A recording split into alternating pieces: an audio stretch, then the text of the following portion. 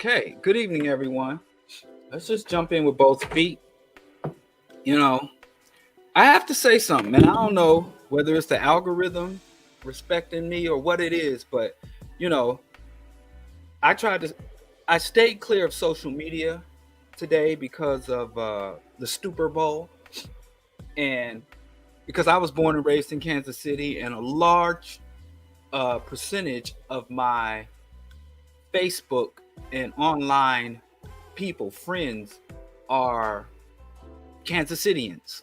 They're from all over the place. I got Kansas City friends in New York, Detroit. So many black folks I know from KC that ended up in Atlanta for some reason or parts of the South. But I was like, I don't want to see. I said I didn't want. I sent out my hateration, negative energy, and all that to. But the Kansas City Chiefs overcame my supernatural hateration and won the Super Bowl. So I said, I'm gonna just stay off social media because I can't see all this stuff, all these people. Because I mean, one thing about Kansas City is it's racist as fuck. And one thing about Kansas City sports teams is that they are racist as fuck. And if you are from Kansas City or if you go to Kansas City, you'll notice that neither one of the Kansas City Royals, the World Series champion, World Series Royals, and the Super Bowl champion Kansas City Chiefs, if you go there, you'll notice one thing. Neither one of them are in Kansas City. You got to go like out to fucking Raytown, Missouri, which was back when I was a kid was a white suburb. But now black people have been driven out to the suburb as the inner city starts to gentrify aggressively. In Kansas City, I was on Truth and I saw these high-end condos, predominantly white high-end condos on Truth. Like, what in the entire fuck? But anyway, all that to say is Kansas City is an incredibly racist place. And I know, and I love to hear how you big city striving black folks like to talk about everywhere is racist. There's degrees to this shit. There's levels to this shit. But anyway, they would, I would avoid social media, right? And I know Kansas City's racist as fuck. And I can't even get into the details. I mean, just look at my archive. Kansas City is racist as fuck, but the Chiefs are racist as fuck. Kansas City sports are racist as fuck. Everything. And so to see so many of my people, black folks especially, being rabid Chiefs fans and celebrating the Chiefs, it don't do me no good. But I decided, let me just go scroll social media because, I need to be evidence-based. I pride myself on being rational and evidence-based and saying shit that I can back up. So I said, let me just go scroll my timeline. And I was expecting to see all this Go Chiefs, tomahawk, chop racist sports team for a racist city type shit where even they won't change the name. If you've been in Kansas City, you got the Lakotas and Native First Nations people all around, from the Ozarks up to the Oklahomas, Kansas. You got Native peoples all around that area, and every now and then they'll put together a protest and go and say we don't want. And you'll see these Chiefs fans wearing these Native American headscarves, and they used to have this dance, the tomahawk chop, and go all this racist shit. And black folks is in the mix with it, getting down with it, to the hill with it. But all that to say is I scrolled my timeline and all my Kansas City peeps, I just don't see my timeline and my people that rep KC, from, born, raised, still dwelling in KC. I just didn't flood my timeline. Or maybe, like I said, it's the algorithm is just finally accepting. The algorithm is finally accepting that, whatever corporations paying to shove that type of shit in my face is wasting their time. Of all the years I've been on social media, I ain't never engaged with it. So whatever it is, I was wrong to think. Wrong as hell. So anyway, shout out. And before I get into the topic today, because, today's discussion, today's broadcast is staying alive. If you're an old head like me, every time, staying alive. You think of John Travolta in that suit. So staying alive under genocide. Because I'll be talking about genocide and I'll be talking about, really, I would say staying alive under omnicide. I think the word genocide is obsolete in this juncture. I think most of the planetary genocides, most of the places we find, from the Congo to the Sudan, southern Sudan, to the native people of the Amazonians, the Amazonian First Nations people are being killed off, and even the so-called progressive Lula in Brazil are still not respecting their land agreements and treaties, just like up here. And every show, I don't care if I say this every broadcast, y'all keep trying to act like these conquistadors are something other than conquistadors. You know, we act like the conquistadors don't exist anymore. We talk about black and brown in Latin America, and we think those people aren't ethnically, racially, phenotypically Europeans, as if Spanish is not a European language. You know, so we ignore the fact that south of this border are millions and millions of genocidal conquistadors. And when they cross the borders, they become our comrades and struggle against racism. And we align with racism. But anyway, all the genocides across the globe are interconnected. They're no longer isolated pockets of hostility and aggressions, if they ever were.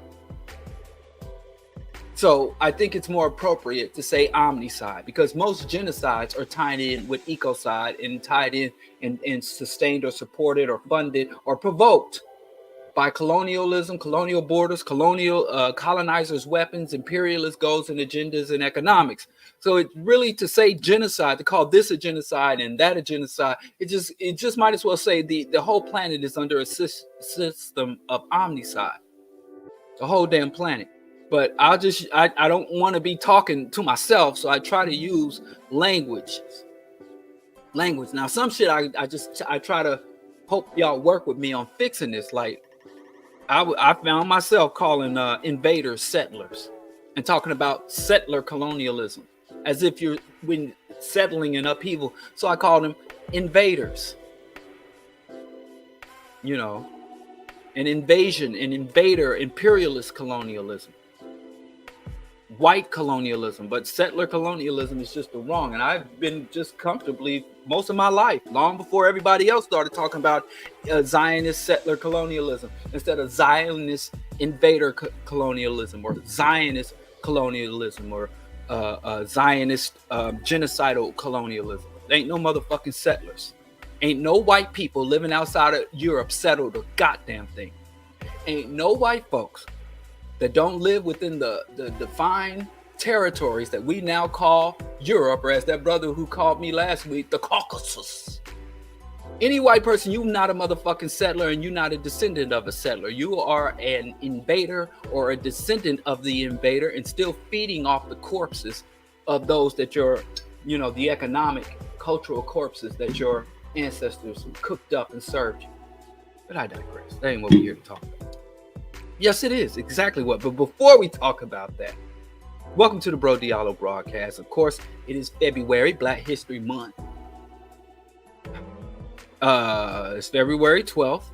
I appreciate y'all for tuning in. This is the BroDiallo broadcast. I am in the city of Chirac, state of Illinois, in the United States of America, the sanctuary of hypocrisy. That is the city of Chirac, state of Illinois. And I want to talk about for a moment this comedy shit, because it's kind of weird to me. Like, it's fucking, I didn't know when that comedian and comedy was such a serious space. You know, I watched the Upshaws. It's like old school fucking black sitcom with cussing. And so I think the Upshaw is a well show. It's just a good show. I've watched all the seasons, and whenever it comes out, we sit down and watch the Upshaws. Shit is cool to me. It's just something good to watch. So shout out to Omar Epps and Wanda Sykes and all them, and of course the immortal, legendary Kim Fields for making that show. So, and then I'm watching Omar Epps, and he was comedically referring to black on, or who was it? Somebody talking about black on black crime. So these comedians are all bumping heads. It's like a comedian civil war. in the black comedy, a black comedy civil war. And even Dave Chappelle, whom I respect, that scumbag reactionary. The thing I hate most about Chappelle is his unjust credentials as a pro-black comic, as someone who speaks truth to power. Chappelle is a reactionary, fence-sitting, Joe Rogan toe-sucking, Elon Musk dick-riding, transgender punching down, obsessed scumbag. Scumbag.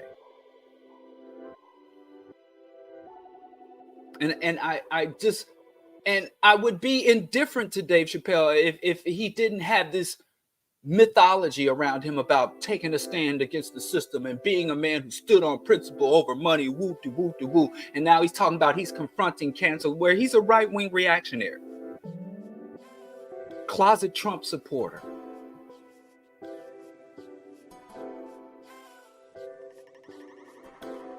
So anyway, this comedy warfare where I saw some, like, I think Cat Williams, I think most of the people involved in this are talented. I don't think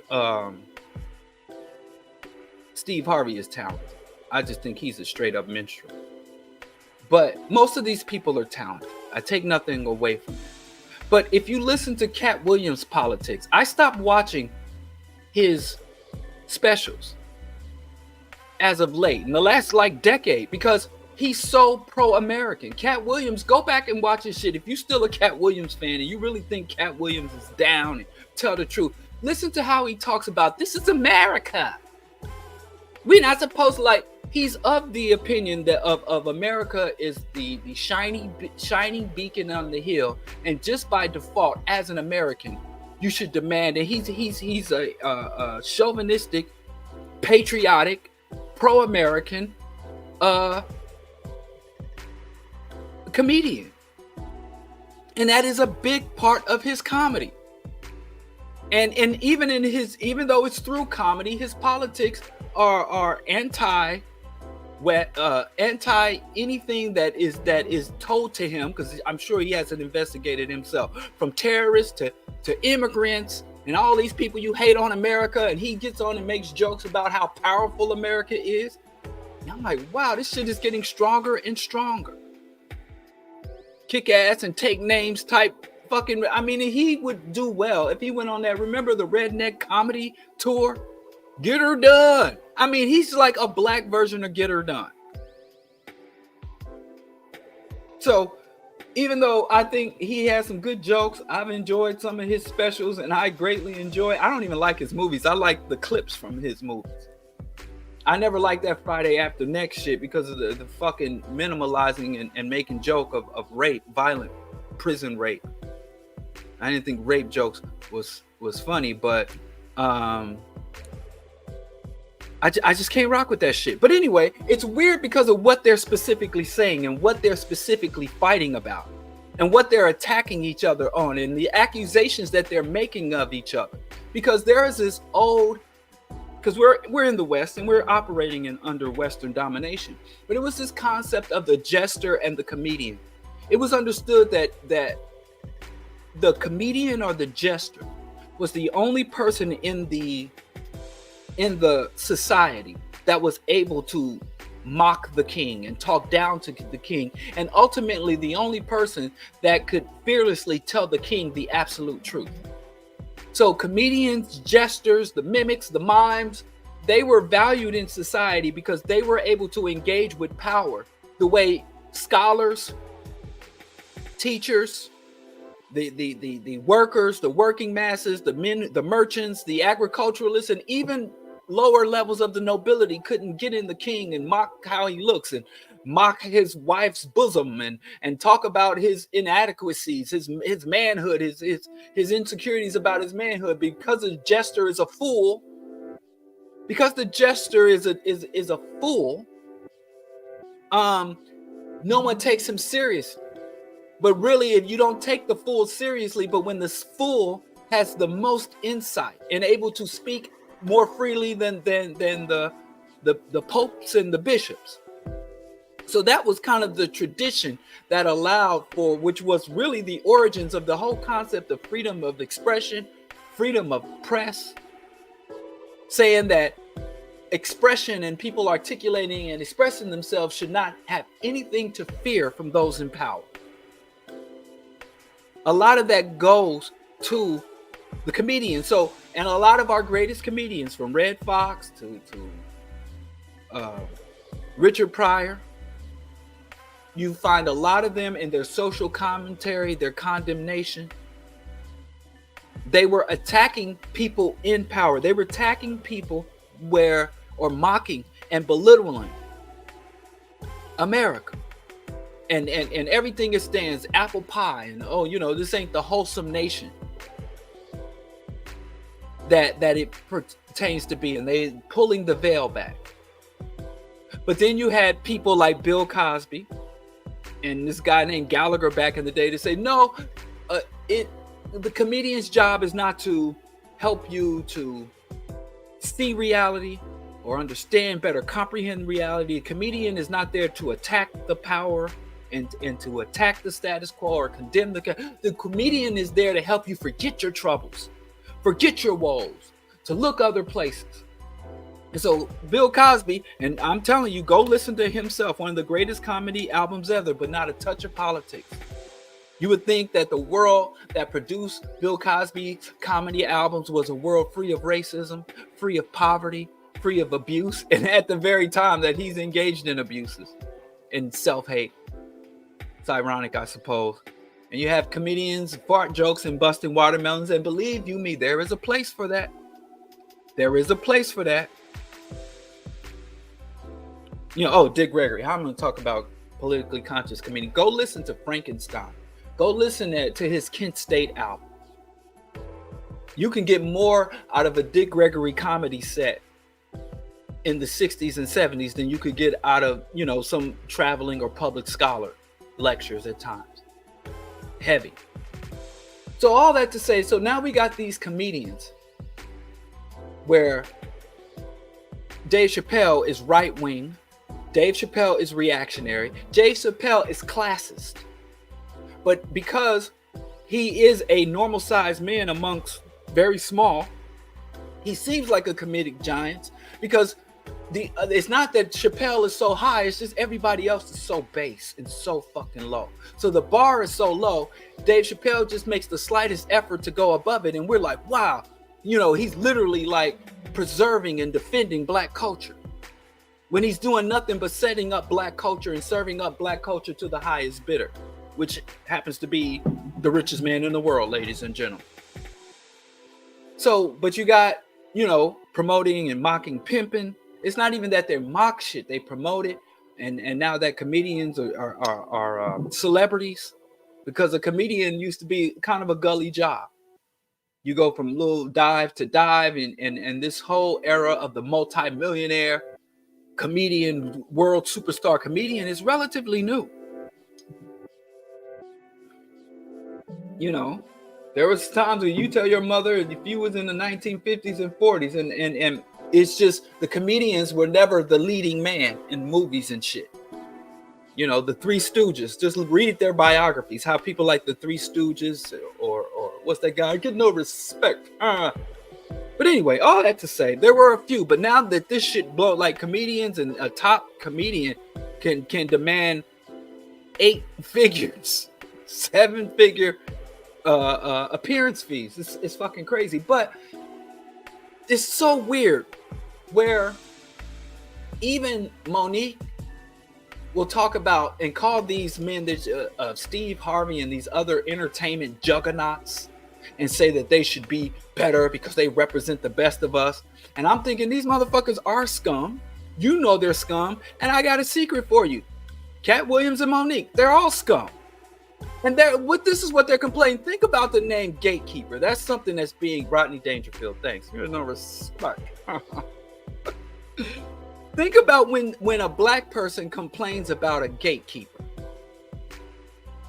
Think if you're going somewhere to live. You're going to move in somewhere. You're going to buy a property, rent a property, or even best, anarchist, squat at a property, or if you're a Moorish Science Temple, if you're a Moorish sovereign citizen, native, indigenous, more, then you're going to reclaim a property. What's the last thing you pay attention to? Or what it tends to be is the gate, the fence. You're going to look at the foundation. You're going to look at the floorboards. You're going to look at the appliances, the HVAC unit. You're going to look at the size and the layout of the living room. You might even look at the yard space, but the gate is one of the last things you consider, even though it's the first thing you encounter. If I had a house that was dilapidated and falling apart, the last thing I would think about fixing is the gate. And so when they say they're gatekeepers, notice how they complain about gatekeepers and these black gatekeepers. What is the gate guarding? What is the gate blocking access to? What gate? And generally I used to have me, rest in peace, Congo. I used to have me a pit bull lab mix, sweetest dog ever, right? And we got him as a puppy from Kansas City Pit Bull Rescue, because there was like this glut of everybody wanted a pit bull. And so there were all these breeding females, and so they would basically rescue these pit bulls, and there was a pregnant female pit bull, and they anyway, Missouri Pit Bull Rescue. I don't think they're around anymore, but we got him. And when we were in Kansas City, and we had this big ass gate. We lived on Garfield in Linwood in Kansas City, and that house is being gentrified. I'm not gonna lie, we bought that house for like almost $80,000, and the shit they charging $300,000 for that. Gentrified, I mean, economic ethnic cleansing. Gentrification is ethnic cleansing. But anyway, I used to let Congo in the back. We had this mud room, and in the mud room door, I put this dog gate, this little doggy door with a flap, and he could come and go as he pleased. That's the thing about city dogs and country dogs. And he had this huge backyard, except for the part I blocked off for my garden. And he would run back there. And one time I came home, and my dog, there was this brother came to me and was like, "Hey man, I give you $20. I need to run up this pole and hook up this illegal cable. I'm like, nah, because you climb that pole, you fall down. And on because the power and whatever, the cable box was on my side of the fence in my yard. So he needed to get to my yard, and there were 4 of the yards. I don't know why they came to mine, but I'm like, nah, man, the liability, I can't. No. I ain't saying don't steal cable. You just can't steal cable over him. We don't even, and how I'm going to facilitate somebody stealing cable, and I ain't even got cable. I don't want nobody to have what I ain't got. So anyway, dude, one day I come home and I hear my dog bark. My dog never barked. I had that dog. He lived 14 years. And in 14 years, he probably barked I ain't gonna say. He just never barked. If he barked a dozen times, he was just a quiet dog. He would whine a little, but he never barked. And so he's back there barking. I'm like, if Congo's barking, and I'm thinking it's a possum or a raccoon back there. What else could it be? So I open the gate, go in the back, and he's got this dude up on the pole. And Congo was friendly as all get out, but he didn't know that. He looked ferocious, but he was sweetest dog. My 21-year-old son, I got him when that son was like 2 or 3. And I raised both my kids around. They would pull his ears and ride his back. And I trust Congo around my dog more than I trust most of the other adults. But anyway, I come down and take Congo, and I put him in the mud room, and I close the flap, and the dude climbs the tree, and I'm like, I told you stay up out that tree, because he came over the fence when Congo was in the mud room. And Congo burst out that mud room and ran him up that pole, but I'm saying that was the gate. But let me tell you something, Congo was a gatekeeper. That damn dog was a gatekeeper. But my wife and I, we owned that property. We controlled that property. We slept in the big room, in the big bed with the bath, and he had to stay down in the kitchen area and eat off the floor. In Congo, it wasn't no danger, but basically putting his life on the line and risking his life for something he don't own. And even if I perished, wouldn't leave him the property.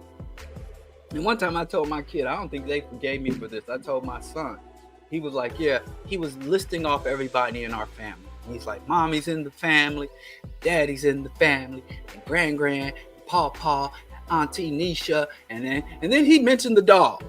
And he said, Congo's in the family. I'm saying, Congo's not family. And he's like, Congo is family. I was like, no. I said, legally, Congo is defined as property. And my wife starts screaming at me, why would you tell him that? I'm like, I want him to know. I don't want him out here. And to be honest with you, it sounds kind of white. Me calling the dog family and shit. You know, I don't want him to be, you know, he sound kind of white. You already forcing him to speak standard English. You won't let him speak black vernacular, you know, because she was an English teacher at that time. And I'm like, so then he's speaking standard English and proper verb tense and all this shit. And then he's walking around talking about dog is family. I'm like, you're going to raise a damn Uncle Tom. So I told him dog equals property. And I don't think he's forgiven me from that. That was almost 20 years ago. And I think my son still is like, yeah, you ain't as conscious as you think you are. But anyway, so gatekeepers.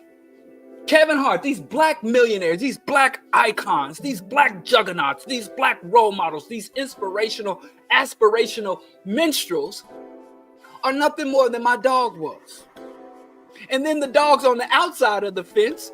And here's the thing. They will sit there and talk about how miserable. Cat Williams accurately talked about how miserable these people are. And we can see from the outside, us peasants, everyday people, can pretty much assess how whack their relationship is. Steve Harvey has probably made more money in a week than I will make in my entire life. But I tell you, I don't think my woman would have me out there like that.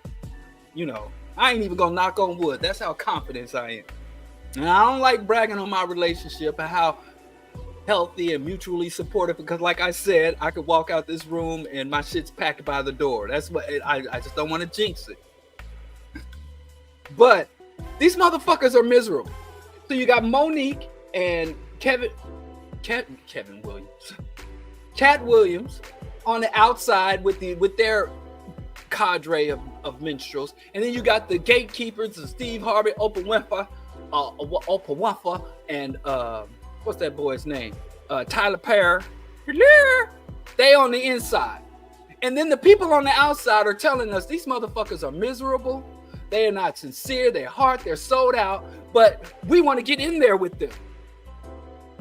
We want to get through the gate, and they never tell us. Fine, we know who's at the gate, barking at the gate. Who's up in the house? Who owns the deed to the property? We all know who that is, and they don't call their names with all their truth bombs and truth telling. And maybe once they get through the gate, they'll tell, but they ain't told from outside the gate. This shit is weird to me, and I think the gatekeeping thing is true. And I think that, and I'm not even saying we should have our own, because our own is whack as fuck. I mean, what? Tyler Perry Studios. The only movie I was enthusiastic about and I ran to see from Tyler Perry Studios was Coming to America 2. And I know y'all woke. I saw Coming to America when I was a child. God bless the child. The ignorance and innocence of child. The child. So I go back and really watching shit with my sons. It's so weird. I watched what is it? Class Act with my son. Oh my goodness. Let me see. Class Act with Kid and Play. Where is it? The Class Act movie, right? I think it was Class Act. And the movie villain. Right? And my son would always point out like the colorism and the sexism and just all the various problematic components of the movie that I sat and watched in blissful ignorance. And then I got to hear about it. And then, you know, I told my son, because, you know, they're both progressive young men. And I'm like, we didn't play that stuff in my day. You know, it was boom, bye, bye. You know, we was men. We was alphas. And he would be like, man, there's a lot of gay or feminine or gender non-conforming components in your movies, a lot of queer and using queerness to denote villainy and shit like that. Just all that shit. And I'm like, word. And so seeing this through the eyes of someone who's had decades of experience, and so he was talking about the villain in Class Act, and he was like, so is the villain queer or what's the deal with this guy? And I'm like, nah, he's a macho man. He the man. What you talking about? And so he was like, really? And I'm like, yeah, you bugging. And so the dude, the villain in Class Act, how he was dressed that whole movie, and I never saw this before. He had like on a sports bra. And you just notice, guys, he had like a sports bra on, and the villain was always wearing like, and so I was thinking about how dudes my age talking about Lil Nas X and how feminine these dudes are today while we wasn't effeminate. And that don't even talk about the colorism and things of that nature. So shit is wild. I don't even know how I got into that, but you know, watching shit with my kids. But anyway, just talking about this modern media shit. I went down a rabbit hole. I thought I was getting better with this rabbit hole business. But every time I sit and watch a movie from the late 80s to 90s with they just ruin shit, I'm just not going to watch shit with them. That's it. You know, I already told y'all, my sons were looking at a new Ghostbusters being relaunched, and they were like, oh, we want to see the new Ghostbusters. And I'm like, you ain't seen shit. Go check the old Ghostbusters. And I looked at the old Ghostbusters, and I thought I was a fan. And I'm like, this is fucking pro-capitalist, anti-union propaganda.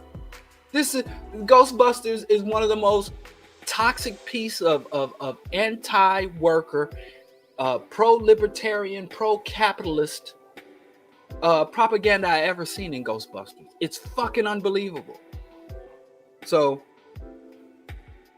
I didn't learn my lesson. I'm done trying to show my kids the movie from my era, the music from my era, all that. You know, I'm just done. I just keep it to myself. I'm just gonna remain ignorant, right? So the gatekeepers, right? With being the gatekeepers, and it's peculiar because can't nobody gatekeep me, because I don't want to be a multimillionaire. I don't want to be part of any type of elite or high-end group. I want to be and will remain a man by, for, and of the people. And whatever rewards or hardships that denotes, I know where my loyalties lie. So I don't know, can't nobody gatekeep you if you ain't trying to get across the gate. You know? So the very people that are condemning the gatekeepers are mad at the gatekeepers because they are on the right side of the gate. So we make the mistake of thinking, wow, the world just came alive. Anyway, you have to ask what they're fighting for in this comedy civil war. And it's basically, they're saying there's enough room on the white man's lap, on the white elite's lap, on the capitalist lap for us all to sit. They're not talking about, I want to talk about how Tyler Perry, even when we got our own, Tyler Perry Studios, and Tyler Perry is not only, this is what a lot of industries hide.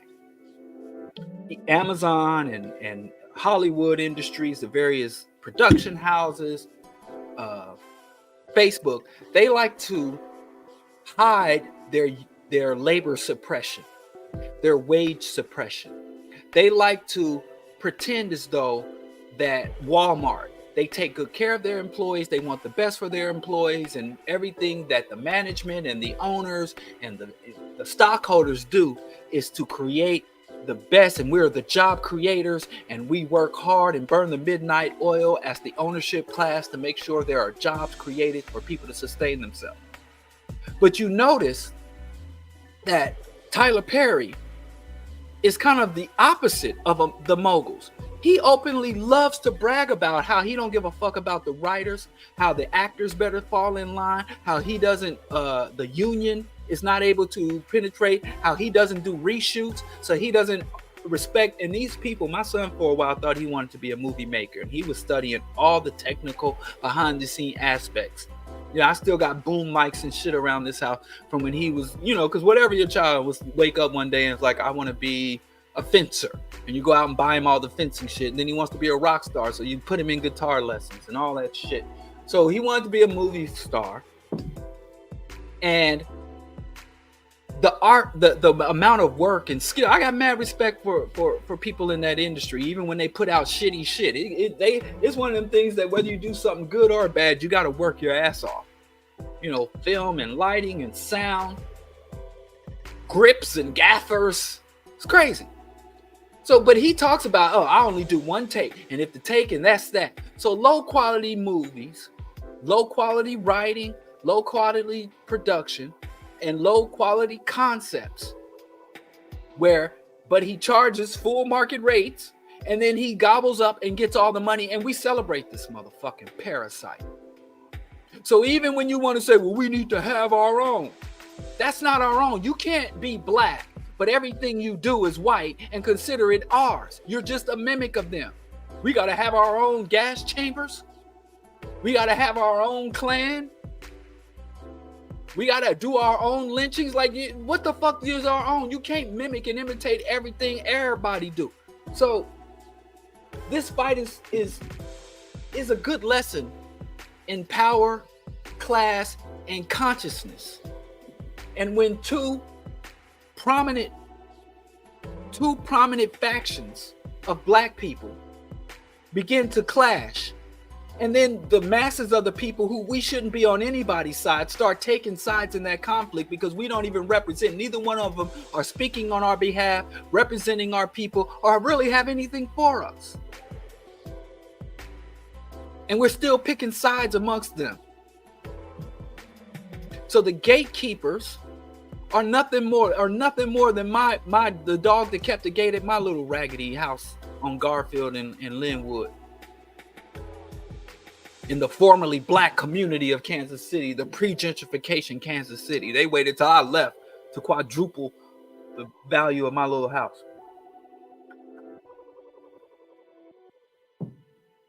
So it's an interesting fight, and people taking sides, and I say, I hope both sides. You ever hope both sides lose? And what did Kanye say? I hate to quote that coon, another person, but the white men get paid off of all of that. And he ain't the one that came up with that quote. That's been around since I was a kid. I've been hearing that since the mid-'80s. And then Kanye is a sucker MC. But I digress. This comedy battle, I mean, there was some funny lines, but now it's getting exhausting. And now Shay want to jump on Mike Epps, and Mike Epps has just threatened to shoot. As if all the shit to battle, all the things to denounce, all the things to promote. And now they're not even telling jokes. They want to talk about the industry.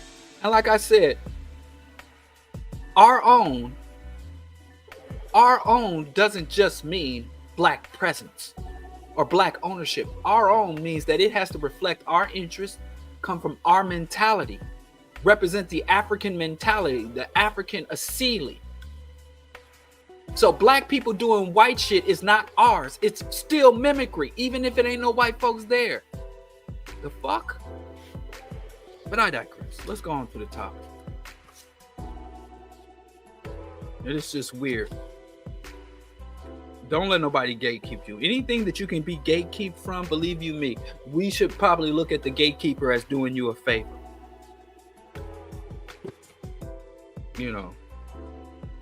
I remember they were one of the first time I encountered quote unquote gatekeepers when I was in college, and they were talking about the fraternities and the sororities and shit like that. And there was gatekeepers, like who is worthy and who is unworthy. And I remember this always stuck with me. He said, anything you have to humiliate yourself to be a part of is not worth your attention. Dr. John Henry Clark said that.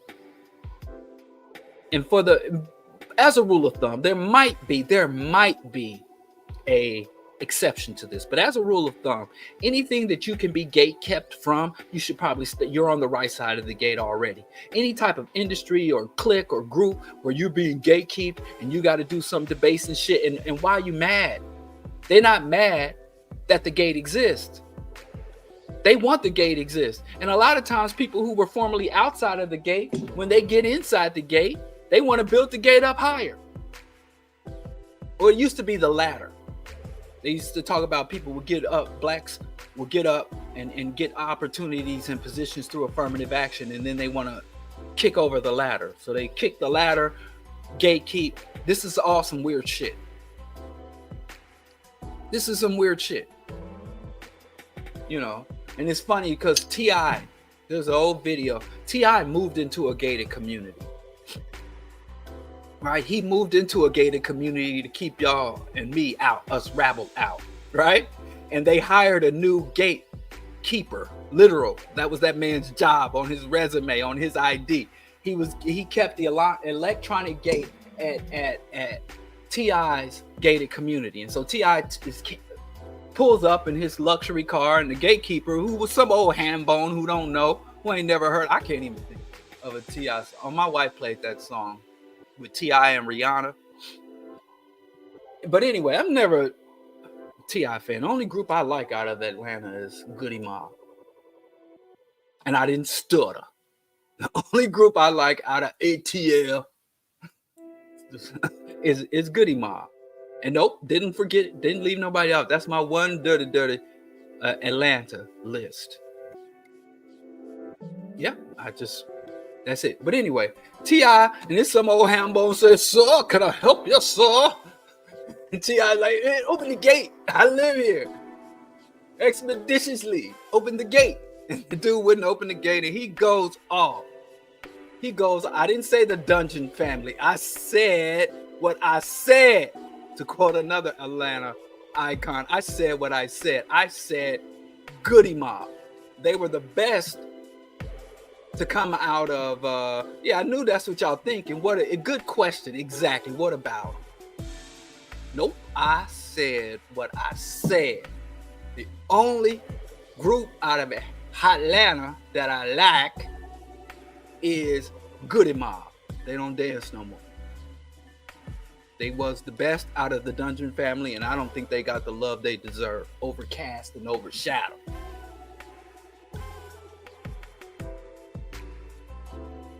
But I didn't. T.I., let's talk about T.I. and this gatekeeping concept. Imagine moving into a neighborhood saying, "Hey, I'm gonna move here so that they can keep the niggas out," and you forgot you was the nigga. I know. 2 M-bombs. Sorry. Is Quab and I in the comments? Is Quab and I watching? The N-word's forbidden. Anyway, so he's standing there berating this man for doing the fucking job that T.I. would want him to do. If it was anybody than T.I. When T.I. and Tiny are snuggled up with King resting at their feet, he wants that man to do exactly what he was doing. But he didn't forget. That's why and so this whole case, that's what most of these black people that move into the gates, the moment they get through the gate, they want that gate locked and secure and electrified. So we're rooting for people. It's like, yeah, these gatekeepers keeping me out. It's like, yeah, let Monique in, let Pat Williams in. What the fuck y'all think they're gonna do once they get in? Break down the gate? Because they can break down the gate. You don't have to be inside the gate to break it down. If you're gonna break down the gate, you can do that from the outside.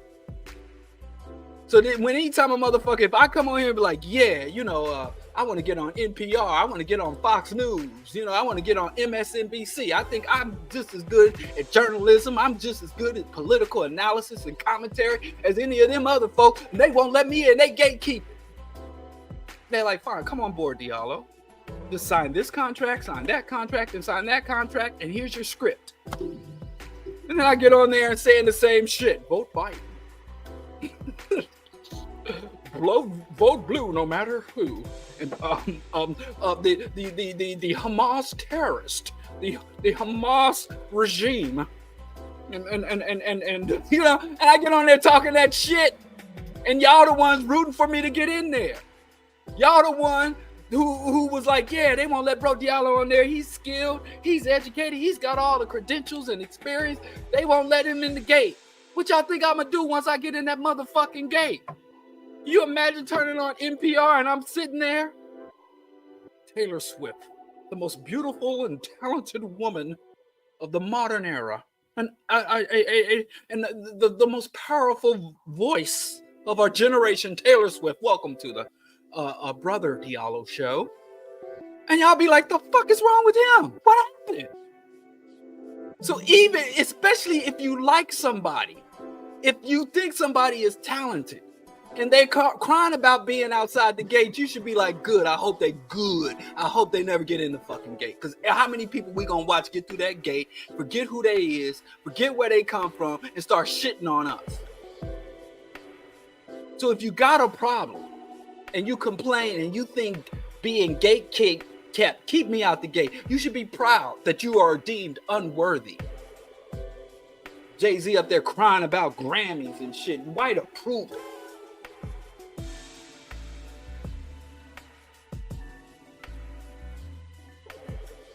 But I digress. Let me get off the tangent. Let's talk about what I got to talk about something real. Let me tell you something real. Pretty niggas in the jail just to get a decent meal. And the rest they run on instinct. And the way they treat you today like their shit don't stink makes me mad as fuck. I'm telling you, don't play with Goody Mob.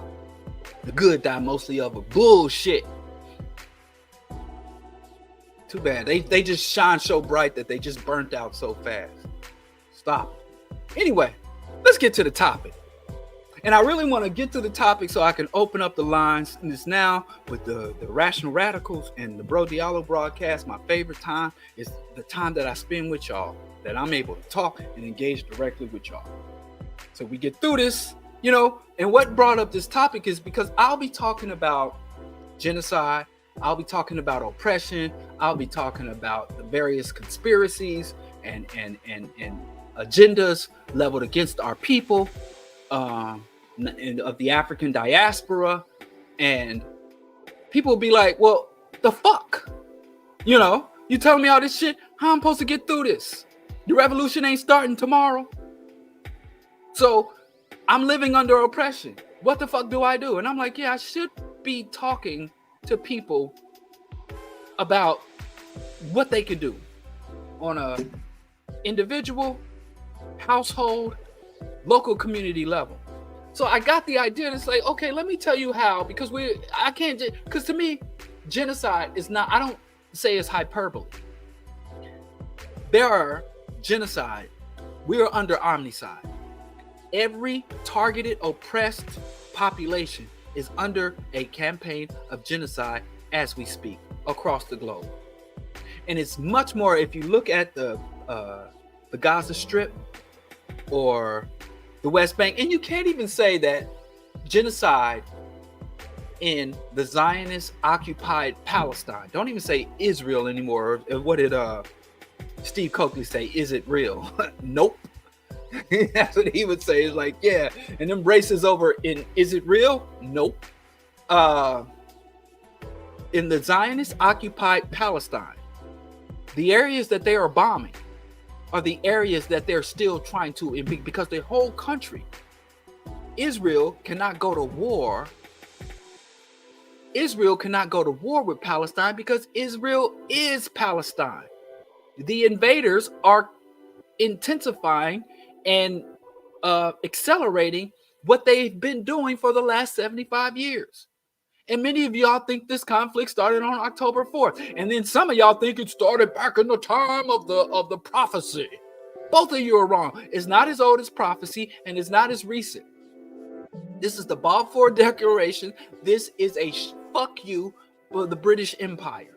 As you look, there are several shitty things that the British did in the French and the Portuguese. When you tell an emperor or an empire or an invader, you kick out the invader.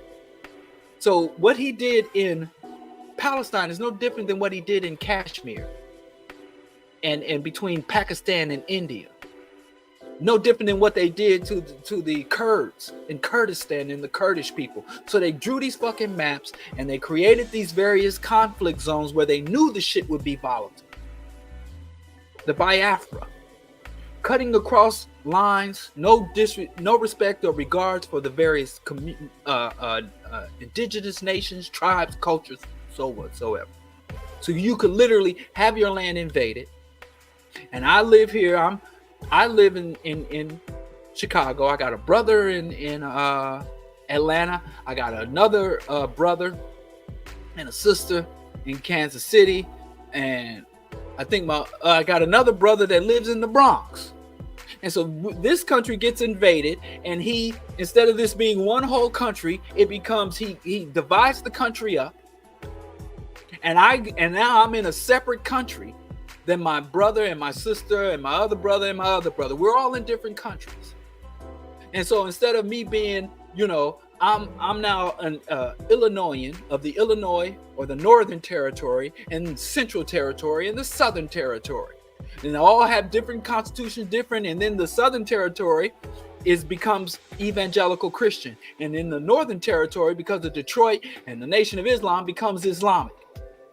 And I can't just hop on a plane or get in my car and drive down to visit with my sister anymore. But then this motherfucker who I don't even know is now over me. And this is these white folks who I don't even get along with are now, we're all in one country. That shit is disruptive. You can't even imagine. And now imagine that over multiple generations. So anyway, all that to say, genocide is happening.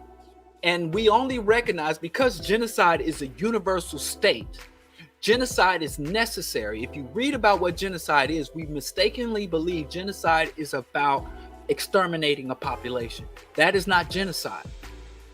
The vast majority of genocides do not end in extermination. What genocide is a complement to capitalism and imperialism, because capitalism and imperialism renders and turns people into human resources. And so when you look at people, you only value their lives in terms of their potential or active production or generation of profit. So capitalism constantly renders people obsolete because of their labor and the technology, or renders them in the way, or renders them stateless. Because of the machinations of capitalism and imperialism, people become stateless. They become obsolete. They become obstacles to the advancement of the empire, or they become obstacles to the generation of profit. So you have to either move populations of people, remove populations of people, incarcerate populations of people, reduce the birth rate of populations of people for the domination of the West and for the generation and sustaining of profits. So they are committing genocide in using various techniques, whether it is chemical castration, mass incarceration, psychological warfare through the theft of resources, or the dumping of toxic waste. This system, without genocide, you couldn't have capitalism. You could not only would you not be able to generate massive amount of revenue and money, you wouldn't be able to have that money concentrate in the hands of a few people. You could not have a planet. It is illogical.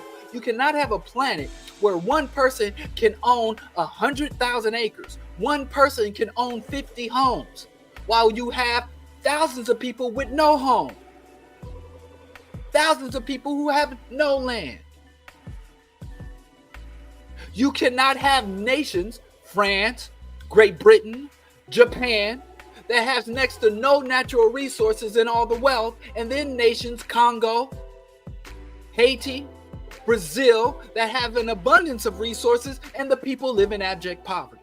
So this is an illogical, irrational system. And the only way you can dwell and sustain illogic and irration is through maintaining the capacity and the will to exterminate, move, limit, expand, exploit. You have to reduce human populations to commodities, and you treat them like every other commodity.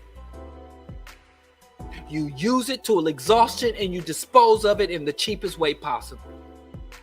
There is no way to reconcile. Anybody that says they're anti-genocide and pro-capitalist is either ignorant or dishonest. You're either ignorant or dishonest if you can find me a date on the calendar where capitalism and genocide did not coexist. And here's the thing about it. They love to talk about socialism and socialism and Mao killed all these people and Stalin killed all these people and all these people died as a result. And you notice there's never any talk of the capitalist body count or the capitalist wars. They lie. Almost anything the dominant culture says. Who did they call the cannibals? Who did they call the savages? Who are they right now calling the invaders? These white people in the United States talking about securing the border. The invaders are now claiming they're being invaded. Almost every fucking thing they say is the absolute total opposite. And they like to act like Mao just emerged out of nowhere. They forget about the incursions, the invasions, the propping up of the nationalists against the communists, where most of even the atrocities in the siege capital, the nations that were under siege and colonialism, and they ignore the hand of the capitalists and the imperialists play even in the atrocities from Pol Pot and the Khmer Rouge. And they knew that shit was going to happen when they started bombing the Ho Chi Minh Trail, the illegal bombings of Cambodia and Laos. So even the socialist atrocities, the communist famines land right back in the fucking lap of the capitalists. And you just look at the nations from India throughout Africa. Now, there were extermination campaigns that do predate capitalism. I'm not saying that the genocide cannot happen without capitalism. Don't get me wrong. I'm saying that genocide, that you can't have capitalism without genocide. Capitalism is a genocide engine. If you stop the various campaigns of genocide and ecocide, capitalism would collapse within hours, in less than 24 hours. If every campaign of genocide where we say ceasefire, stop the genocide, if every single one of those stop, and here's something Amos Wilson told us. Whenever you want to understand a persistent problem in a system or a society, you don't look at who suffers, you look at who benefits.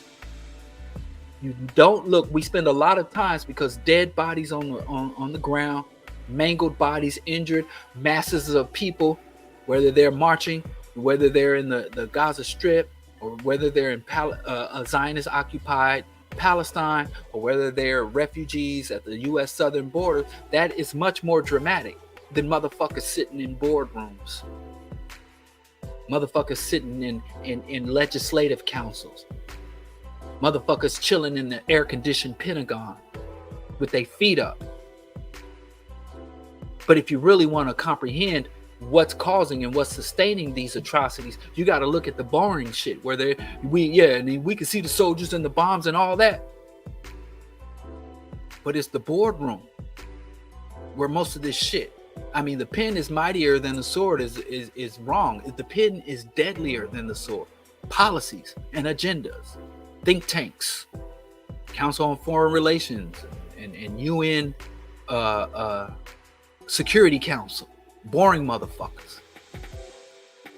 Again, Amos Wilson, he said when the world finally does come to an end or collapse, whether it's nuclear hellfire or some other type of life, world-ending scenario, he said it's not going to be a kid in sagging pants. It's not going to be a kid in a hoodie.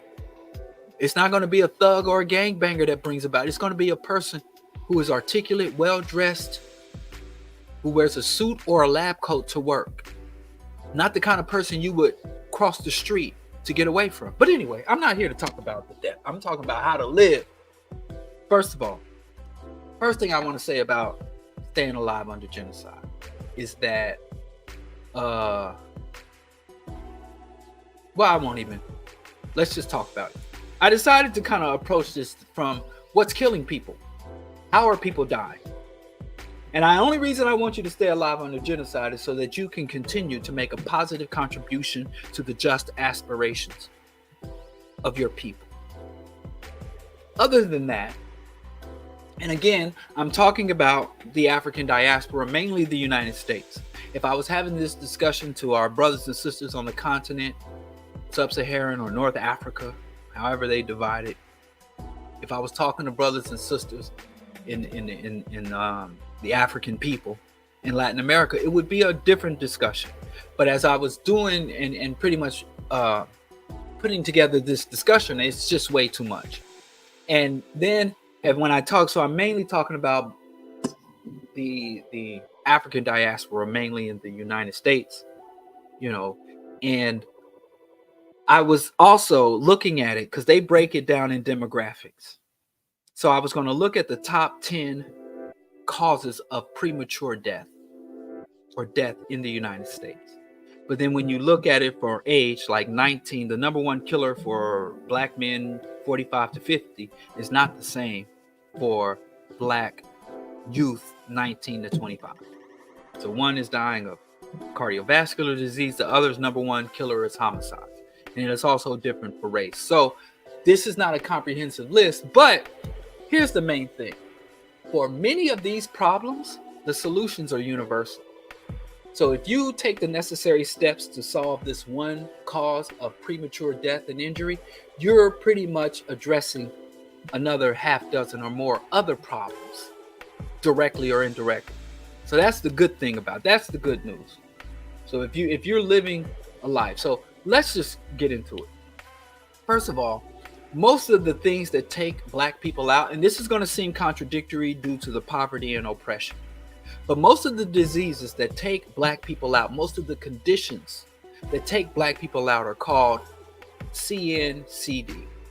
And that stands for chronic non-communicable disease. Chronic non-communicable disease. The vast majority of people listening to me right now are not going to die of a homicide, are not going to die of a police, taking you out, are not going to go out in a blaze of glory on the front lines of a race war. Even though when you talk about Black people and our, because I'm really talking about our well-being, because I want us to be well so that we can engage the struggle, physically and mentally, to the best of our ability.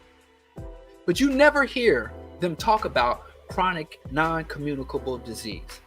I always say if they don't cover it all, they never speak on it in that, because it's a whole list of things that have the same source and the same solution that is relatively easy.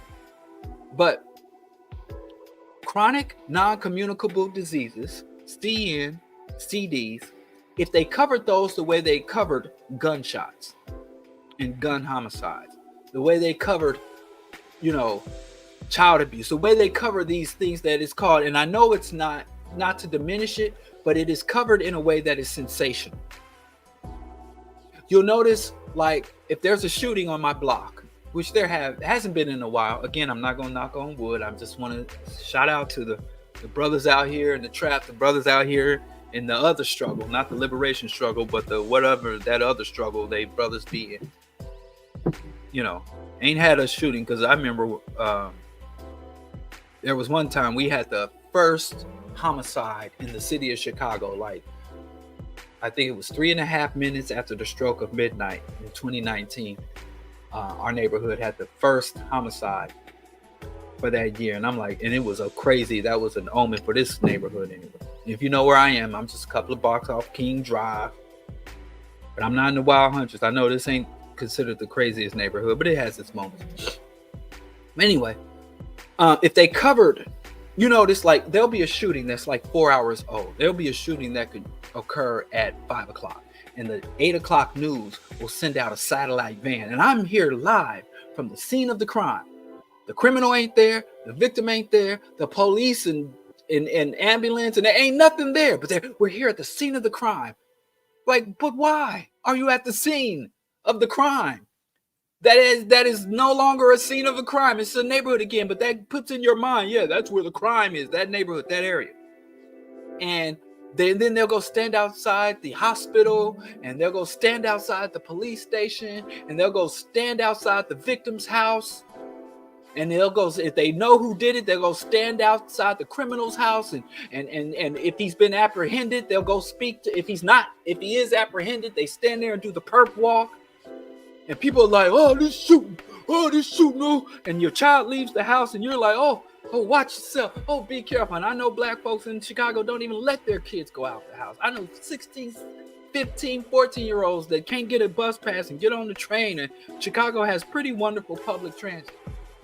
It's like, I'll pick you up and drop you off wherever you got to go. And if they covered chronic non-communicable diseases the way they covered violent homicide, this world, this country, and this community will be absolutely different. Can you imagine if somebody has heart disease and they go to the person's house that had a heart attack, cardiovascular, infarction, and they go to the house and says, this is the home of the man that he had the prime of his life. He just got a promotion. He just finished, got his master's degree. And his oldest daughter is expecting a child he'll never see. And this is the home. And then they go to the hospital and show the ambulance pushing him in. Or this is the hospital where they're doing open heart surgery. It's going to bankrupt the family. This surgery is going to bankrupt the family. And then they go and say, this is his favorite rib shack. This is his favorite place where he get his pork chops, high cholesterol, overly processed food. And this here is the neighborhood track and the neighborhood calisthenic park that he never visited. He never he never walked one lap. And then they go to the CEOs of the multinational corporations that sell us all this toxic processed food. And they be like, this is the CEO. And he's got to walk out of his mansion. And this is the overly processed. This is the multinational. This is the CEO of Cargill. This is the CEO of Monsanto. If they covered chronic disease, this diabetic just had an amputation. And this is the special dumpster where they keep all the amputated body parts. And they go talk to the wife of the man that had the heart attack, and go talk to his co-workers. Hell, he was in here complaining about chest pains, and he said he didn't want to go to the hospital because he couldn't afford it. If they covered chronic disease, the way they covered, let me start this comment. I hear this a lot, and I heard this a lot. The way they covered homicide, that would transform this society. They don't do that. They don't do that. Right? So let's talk about the vast majority of us will fall victim, will have our lives compromised, have a quality of our lives reduced, have our finances and what we're able to leave our loved ones behind greatly diminished as a result of chronic non-communicable diseases. And if you don't even work in healthcare, you don't even know. It's a whole umbrella of conditions that make up, I think, 6 out of 10 of the top 10 causes of death amongst Black people. And let me just say this. I'm not offering treatments or cures. If you suffer from these conditions, consult your healthcare provider. I will discuss prevention. And everything that I discuss is scientifically grounded. So I'm not going to talk about prayers, energies, crystals, coppers, vibrations, meridian. I'm just going to talk about what's in the scientific, what's been demonstrated through extensive and exhaustive research to work. And, I've been a vegan, and I joined vegan, and I was a member of, I became a vegan because I started to learn about animal rights and the ecosystem. So I was more concerned about the destruction of ecosystems, the clear cutting of forests, and how, dietary choices and the diet and the food availability in this country is a byproduct of imperialism. And as I said, ecocide, omnicide, and the respecting of other animals. And at the same time, I started becoming and getting into veganism. At the same time, I started to understand atheism and the toxic concept that man has dominion over the earth. and how damaging that fallacy is. So anyway, when I moved to New York, I was already a vegan. And it was wonderful, because Kansas City in 1991 was not a very fun place to be vegan. Let me tell you, I tell you what, it was not a fun. In the early 90s, Kansas City was not the, but when I got to New York, it already had an established natural food, whole food, food cooperative movement. But then I started to engage with what could be called then the holistic health community, the esoteric natural healing, and it was a lot of hogwash.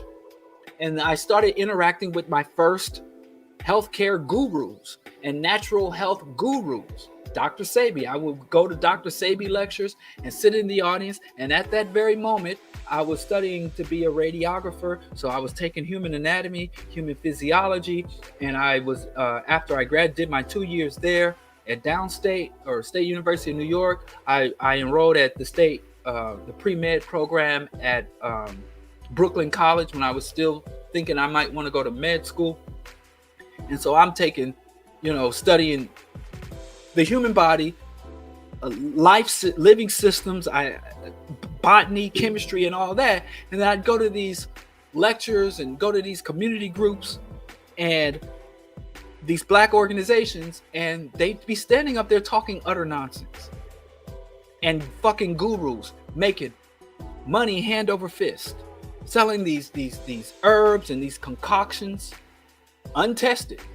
And people would get mad at me, be like, yeah, you believe in the white man's science, and the white man, to this day, I'm still getting that white man's science and white man's medicine shit thrown at me. And it's really wild, because many of these instruments and treatments and remedies were taken and stolen. White folks stole it. Yeah, that's the white man's science as much as this is the white man's country. Because if you count stealing something, if you're going to legitimize something through taking it by force or just stamping your name on it, and we seem to be very clear about how they stole our music and made themselves, rock and roll. They stole, they colonize our music, they colonize our land, they colonize our fashion trends. But then when it comes to science and technology, we seem to just say, yeah, that's them. That's all them. That's all them. But anyway, I digress. I first ran into my gurus and this esoteric, supernatural health, natural wealth. And I have to say, forgive me. But these gurus like Queen Afua, Dr. Africa, and African Holistic Health, and I can't front. I started reading it, and they would merge African mythology and African or pro-Black or Black militant ideology and Black health and how to eat to live, Elijah Muhammad, and just individuals that I was seeing. And I'm like, well, at the very least, they telling people not to eat meat, not to consume dairy. So the default is veganism. So who cares about all the other extra shit, all the shit, about your chakras, or the nonsense about the various humors and auras and all that. And I'm like, okay, I can tolerate that as long as they're telling people, to eat holistic. But then I saw that it became cultish. I used to go to the Asar Set Society because they were a vegan cult, and they had a restaurant, and they had a school, and they had a bookstore, and they would teach classes, and I would see people in there being exploited, but hey, it's vegan, it's natural, it's Black, it's African. So that shit was all weird to me. So let me just start by saying, when I talk about these remedies to these chronic diseases, anybody that's telling you got to transform your life, you got to leave and go join them, or you got to buy all their shit, let me tell you, this shit is free. You don't have to spend any additional money, and you ain't got to go no additional places, and you ain't got to bow down to nobody's feet to implement these remedies, these preventions. And anybody that's telling you that you need to come to this retreat and sit on this goddamn pillow and watch somebody wearing a bunch of copper and crystals tell you a bunch of bullshit like they got some special insights, you're being scammed. You can sit right on your couch and transform your life. And like I said, to the extent that I participated in that shit and I was in that shit, and I wasn't on the money side, I was out in the audience. And let me tell you, you ain't got to start wrapping your head in no white linen. You ain't got to do nothing special. I'm telling you, you can transform your life and your homeostasis without any significant change in your routines and practices. I didn't say it would be easy, but it's not magical or supernatural or even quote unquote transform. But let's just talk about it. The number one, most of the people listening to me, statistically, they're going to die of heart disease. And you know, one of the things I was doing is looking up the countries that have the lowest rates of these various non-communicable chronic diseases. But when I was looking them up, the stats were very skewed for various reasons. Like you would say there would be a country that had the lowest cancer rate, but or the lowest heart disease rate, but they don't point out the fact that this country has very high communicable, has infectious disease rate. Like this country doesn't have infrastructure to treat sewage, doesn't have infrastructure for neonatal care. So many people die of preventable diseases before they're old enough to contract cancers or heart disease. And you literally have people like going to India to talk to these gurus who starve themselves, and then you got people from first world or developed the colonizer nations who go and start, you know, trying to live their lives as though they are people in developing nations. You know, these fucking homesteader people who go out and buy 50 acres of land and put out a trailer and try to live like a refugee. And we're like, wow, yeah, they're really enlightened. But I digress. I'm getting way off. Let's just talk. So, heart disease is the number one killer of everybody. Now, that is for totals. Total. Right? And some of the causes of heart disease, diabetes, obesity, diet, inactivity, substance abuse, smoking, including weed, even the oily herb, the holy sacraments, the sinsemilla, even the holy herb. Your lungs, physiologically, were not designed to inhale smoke. There are some, you got these little cilia, these little finger-like projections in your lungs that, so when your body, when you do breathe in particulates, they can, in your mucosal membrane, your body has some evolutionary adaptation that when your body comes into air that is not clean, that has smoke in it, that you can endure a certain amount. And then even the coughing reflex and stuff to get that shit out.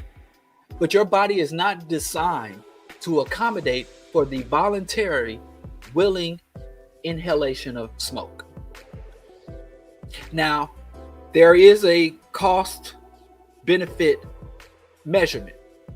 So if you're 90 years old, you're 80 years old, if you're 60 years old and you start smoking medicinal weed, even though the positive effect outweigh the negative effect.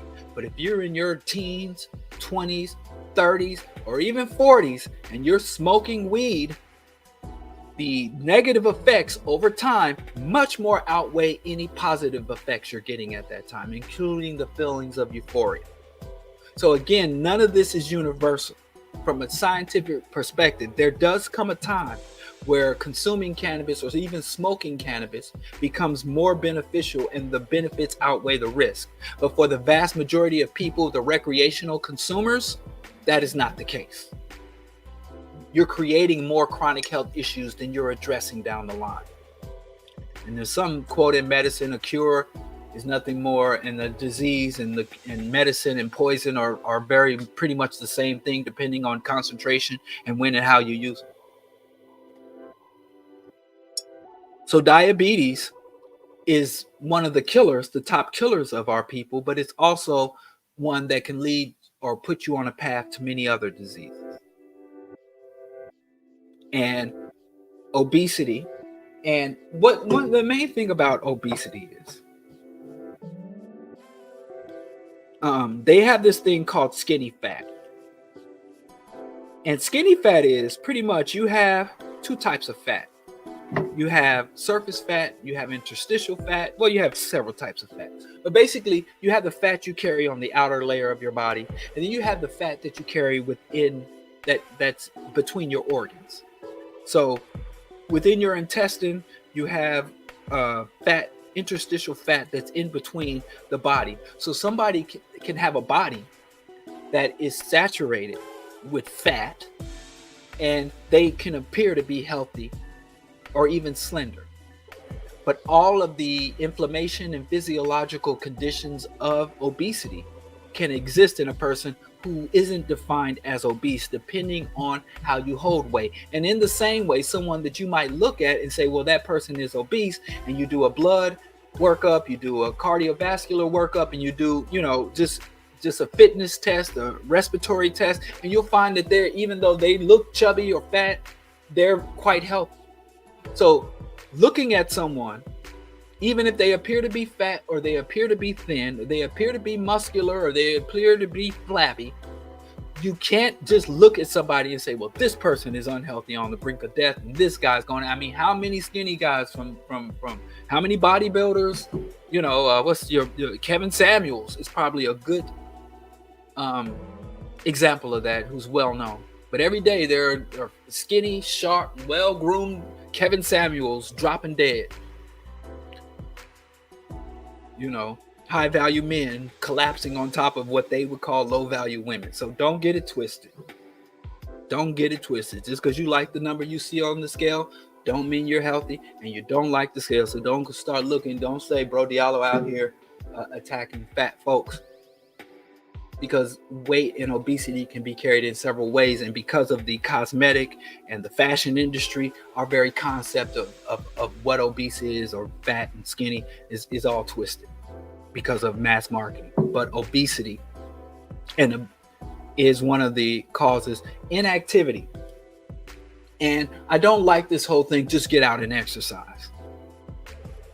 Do you know how much, and most of the intensive exercises, again, you have the cost benefit analysis. You got people out here pumping iron, ruining their joints. If you look at a lot of these bodybuilders, again, are good examples, but even people who have relatively modest gains can do a lot of damage to their tendons, to their ligaments, and to their joints. And as Dick Gregory was always promoting, walking is probably one of the best exercises. Do you know how much time it takes to walk 5 miles? And so active societies and active cultures, it is a cultural and community and societal thing. The level of activities, the way the cities are laid out, how walkable the cities are, how malleable the industries and the job market is to people being able to engage in physical activities and move around. So I understand when I talk about inactivity, I'm not blaming people for being lazy. I understand that some of these remedies will require societal shifts that are beyond the abilities of any individual to accomplish.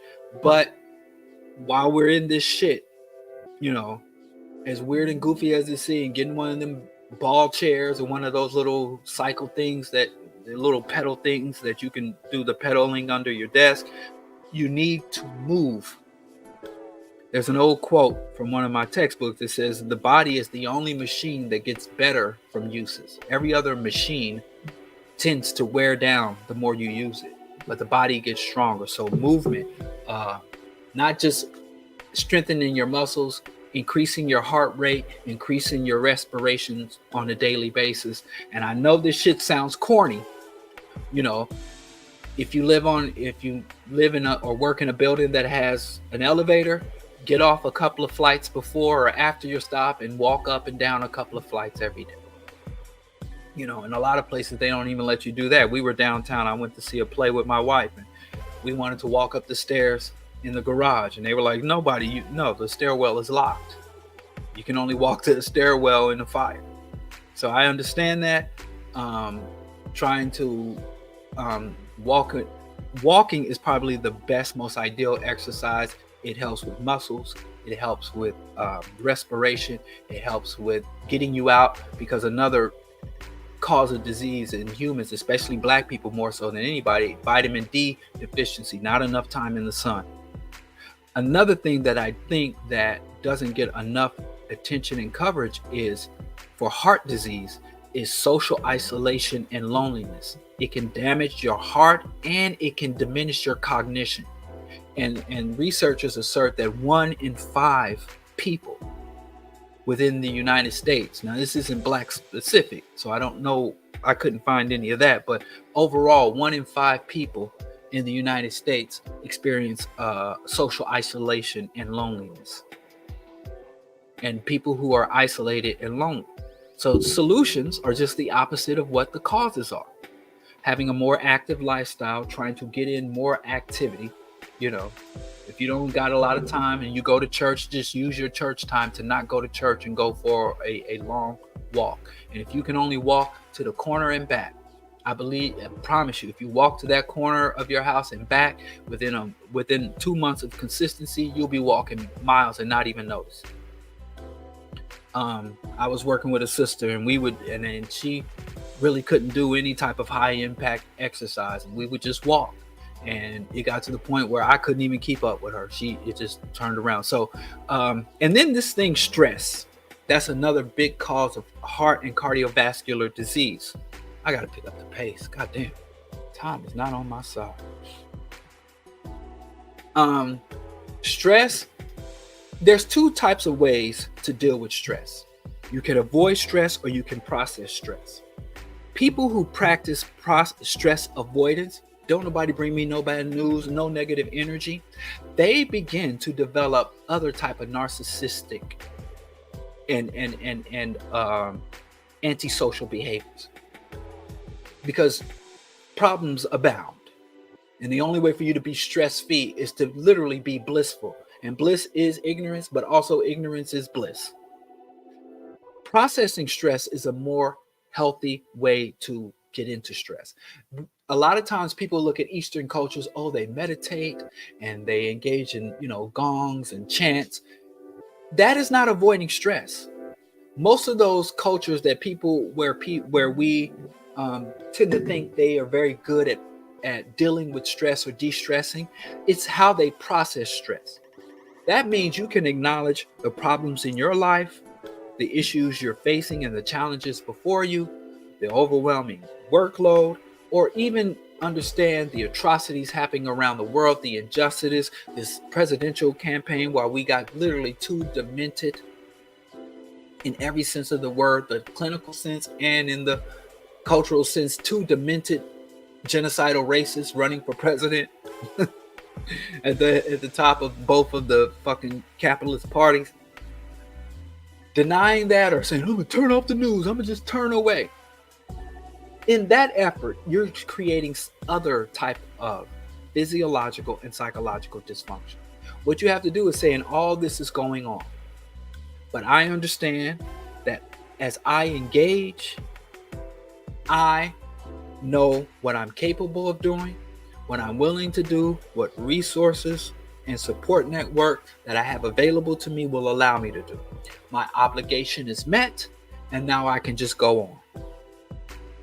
You undefine your position, determine your level of engagement, and then make peace with that. So you process stress, you don't avoid stress, and you will be a much more well-rounded person. Some people, it ain't just that. Some people say, hey, I'm gonna take up boxing. I'm gonna go out here and shoot cans off a log with a slingshot. I'm gonna slap box my cousin who talked too much. Consensually. There are other ways to process stress as opposed to, and all I want to do, and for everyone is different depending on your demeanor. I de-stress a lot. I play video games. That really calms me down. Being able to rule over, play Age of Empires, And I'll play the Age of Empire mods, and I will set up, and I will be the Zulus, and I will set up the French and the Huns and the British and the Americans, and I will create a scenario where the Zulus build an empire and kill off all them goddamn true imperial states. So, or you could play Ethiopia, and that gives you in setting up the agriculture and the economy. I used to play Caesar. So playing strategy games, hanging out with my kids, cleaning helps me to de-stress. But I don't avoid stress. I engage it. I acknowledge it. This shit got me fucked up. And I engage and I process it and allow it to come through. Just like with food. You consume it, you process it, break it down, digest it, and get rid of it. You don't hold it. Don't get constipated, but you don't starve yourself, and don't hold it. So stress, proper and healthy processing of stress, not the avoidance of stress. A lot of these de-stressing programs and de-stressing gurus try to tell you to avoid stress, not to be empathetic, not to acknowledge hardship, not to acknowledge abuses. Okay, so let's move on. Nutrition, of course, we had to get there. Go vegan. I'll go ahead and just share this. Go vegan. Not all vegans are healthy. But, and believe you me, I am a gully vegan. I'm like the worst vegan, But I just sent research. The reason I just shared an article in the comments about veganism and the heart and veganism and chronic disease, but also research has shown fermented food, kimchi, and other fermented, natural, organic fermented food, foods that are high in antioxidants like green teas, foods that are high in omega fatty acids. I don't like seafoods. They're plant-based sources of omega fatty acids and trace minerals. Red wine. Try to get organic, vegan, biodynamic wine.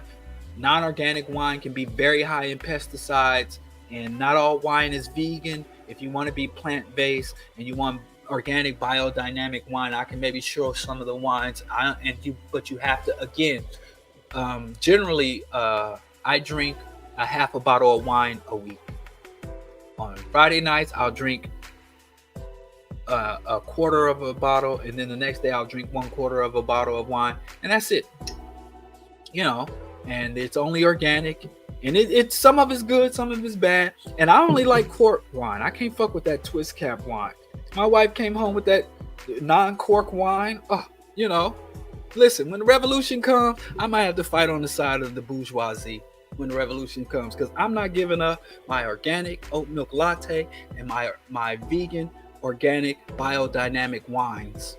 My wife came home with a twist cap. I'm like, why don't you just put that in a bag and go drink it in the alley, Dr. Mingo? And I refuse. But I'm excited because I've just been drinking wine. Because if I was a teetotaler, so I've been drinking wine for less than a year for my health. And now when I get to grow up, I can sit at the grown folks' table. Because up until that time, I didn't drink nothing. So I'm a wine drinker, so I can sit at the grown folks' table. When I go out and socialize, I can nurse me a drink, with everybody else. Another solution, as we said, maybe I should share that too.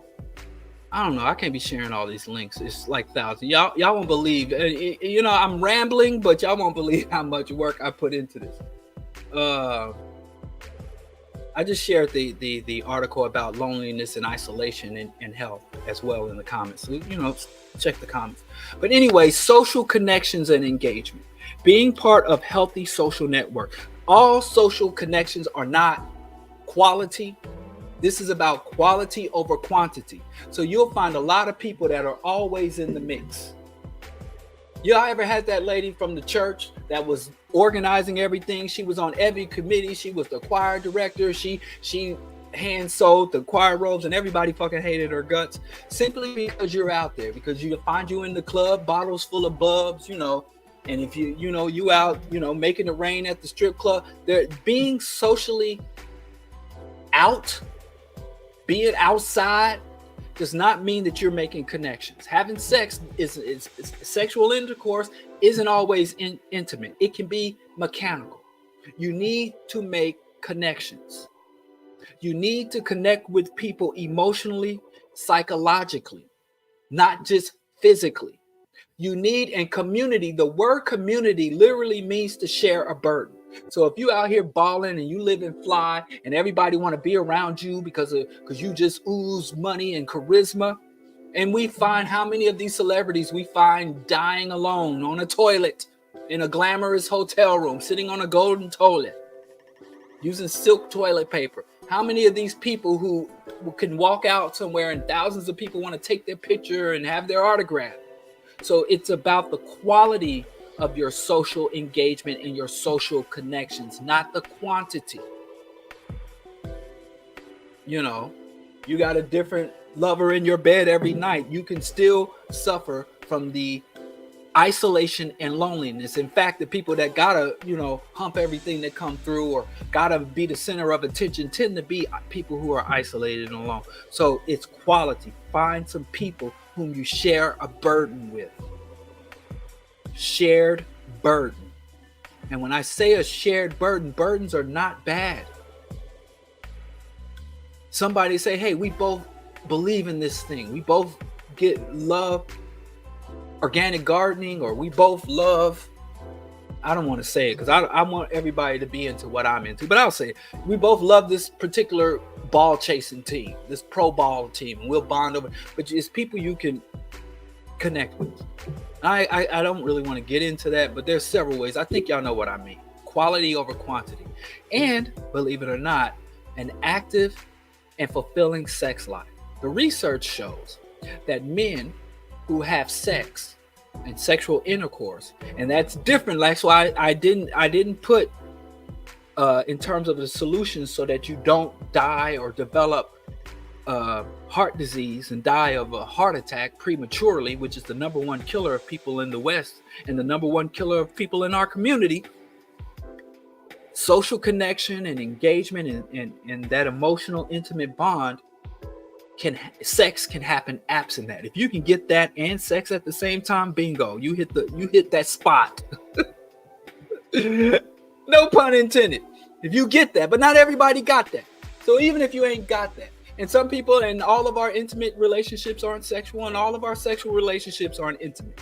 If you can get them both at the same place, good. If you got to go one place for one and you got to go somewhere else for the other, then that's acceptable too. No shame in the game. But it states that men who have sex at least twice a week can reduce their development or exposure to cardiovascular disease by a significant margin. But it's different for women. It is not the frequency of sex that is seen to have positive health implications, but the quality of sex. It says women who have satisfying sex or fulfilling sex are more likely to experience quality. So a woman being able to have sex at least twice a week, it didn't really impact her. What the research showed that women who had quality, fulfilling sex to completion. I don't know. I'm trying to keep this clean. This, BroDiallo's for the children.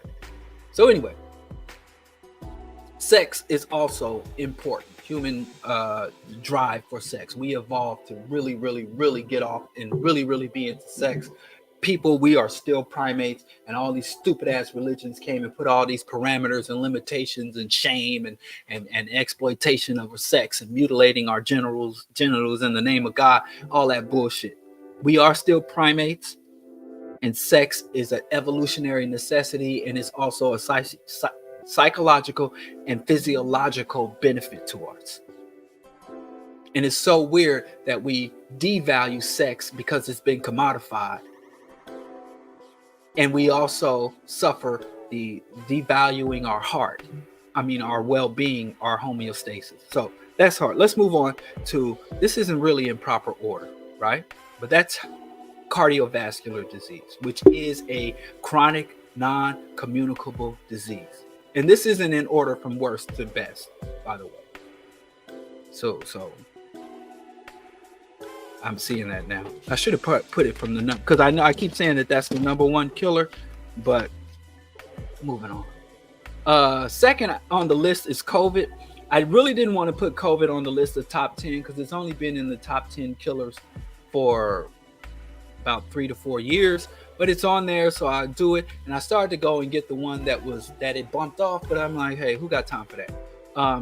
COVID has moved from being classified as from a pandemic to an epidemic, which basically means it's contained and its spread is predictable. And the comorbidities for COVID is obesity, diabetes, asthma, chronic lung disease, immunocompromised, hypertension, and cardiovascular disease. And I still, this day, if you see me out more often than not, especially when I'm in the company, close proximity to other people for extended period of times, I still wear my mask. I'm very happy to be able to go out, and I think my wife and I are going to go out. We've been talking about it. We ain't been back to the movies yet because COVID is still a thing. People are still dying. People are still being permanently affected by COVID, and we still got a lot of people talking a lot of nonsense. I've had 2 videos deleted by YouTube because I've been discussing COVID. So, I can't even say go reference my COVID things. I did one. But anyway, all that. And Prester's there. He's a COVID nut. This is old Prester. He's a COVIDiot. He's one of those conspiracy nuts. But anyway, if you keep your overall homeostasis online, and if you do have any type of comorbidities or extra vulnerabilities, I would encourage you to continue to mask and to continue to try to social distance and engage in hygienic practices. Okay, moving on to cancer. And like I said, that's one of the diseases where I stopped I was going to do this whole thing where when I brought up one of the diseases, I would put the nation with the lowest occurrences and the nation with the highest occurrences. And so I would talk about, like Saudi Arabia has very, very low cancer rates. And some places that have very low cancer rates still have very high cancer morbidity. So I wouldn't really be saying anything. And I kind of hate those lists, top 10 list of nations with cancer, top lowest. And it doesn't really tell you anything. You got to kind of get into the weeds to really understand why this nation has very high cancer rates and this nation has very low cancer rates. And it doesn't really tell you anything to say, well, who's the top and who's the bottom. So I decided not to do it. And like many of these chronic diseases, in some nations don't have chronic diseases because the word chronic means over time. And the population is very young because people have such a low life expectancy, they don't even live long enough to develop chronic disease. But as far as cancer, 10% of cases of cancers are deemed to be genetic. But even if you have a genetic predisposition to develop malignancy, when you study epigenetics, most of our genes, especially genes related to disease, or even genes, because some people have a genetic proclivity to carry more muscle mass, but yet they don't have a lot of muscle mass because genes and our genetic predispositions are influenced by our environment and our behaviors. So in order to activate, which isn't the best word, but it's the best one I know, I'm not a gene guy. To activate the genes, you can suppress a gene like sickle cell. You can suppress or impact your outcomes of these genetic diseases that you don't have the power because they're part of your genetic code, your genetic makeup, but you can affect the presentation, the intensity, and the prognosis. So even if you have the genetic markers for any type of particular cancer, you can positively affect the outcome through understanding epigenetics, understanding how the environment and your own behaviors impact your genetic markers and your genetic presentation, right? And other than that, which is curious, many of the causes of heart disease, obesity, inactivity, diet, substance abuse, smoking, not loneliness, but also are the causes for cancer. Pretty much. I'd say about of the causes of heart disease, I generally stopped at around 10. I try to keep everything at 10, but I looked up about 15. I'd say 13 out of the 15 of causes for one disease are pretty much the causes of the other. But there are also environmental factors. They're called carcinogens. God, like gasoline. Every time you pump your gas, you're inhaling carcinogens. Vinyl chloride, and you find vinyl chloride in everything. Things like glue. Cosmetics like hair dyes contain carcinogens.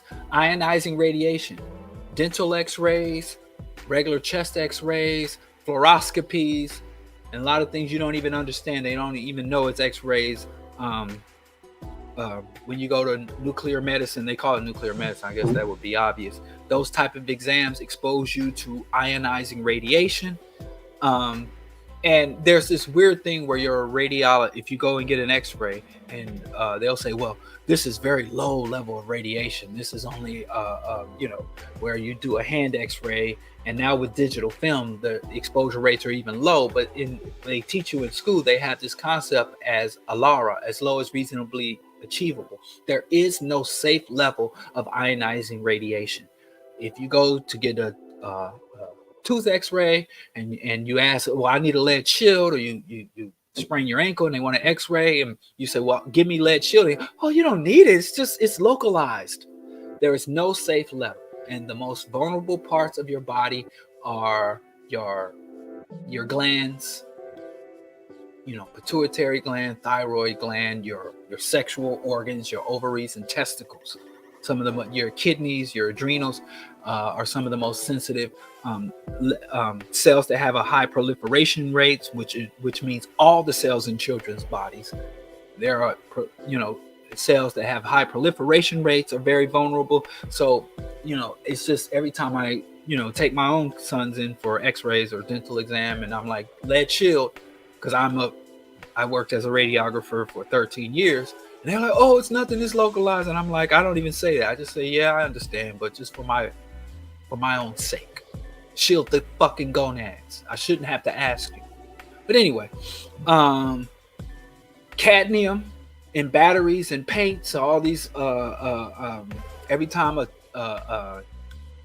car gets into an accident, especially one of these electric cars, it's just cancer causing chemicals and substances splattered everywhere. Benzene in your detergent. If you're not getting, it's always worth to get the natural, plant-based, organic, biodegradable cleaning products. These forever chemicals, the polyfluorinated alkyl substances that are like in everything, from the lining of your popcorn box to the chemicals in the aerosol sprays that you make your house smell good. Those forever chemicals are carcinogenic, and the solution are the same as the solutions I offered for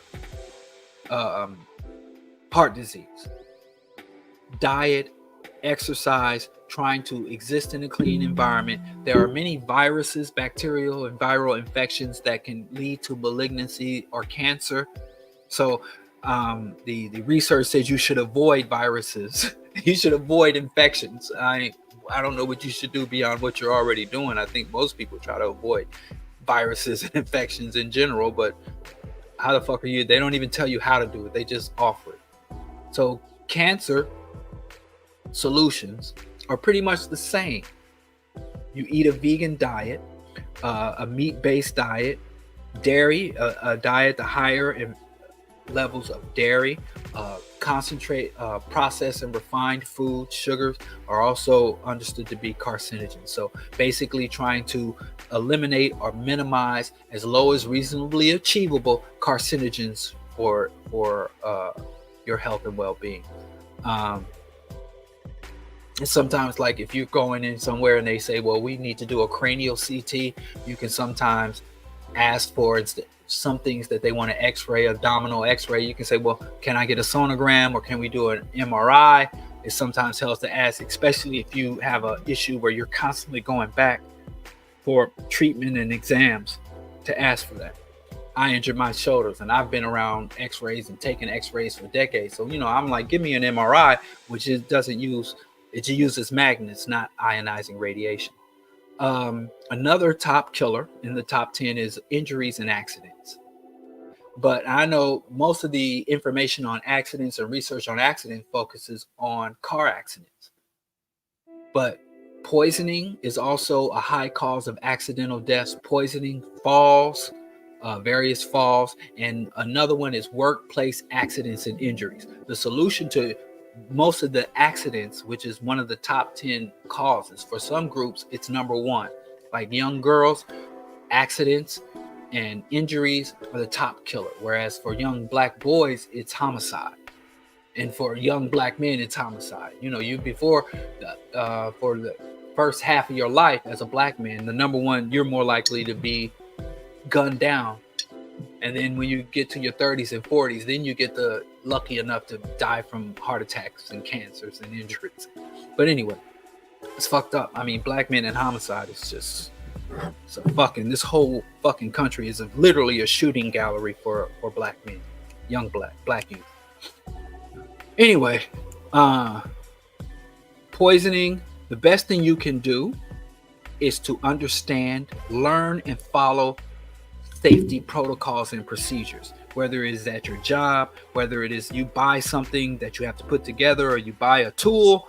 Look at, and there are a lot of engineers and designers who have did a lot of work, little minor shit like wearing goggles and wearing protective gloves, or if they tell you to use something in an open air vent, or if they say don't mix these household chemicals, don't be putting your ammonia and your bleach in the bucket and to clean your bathroom.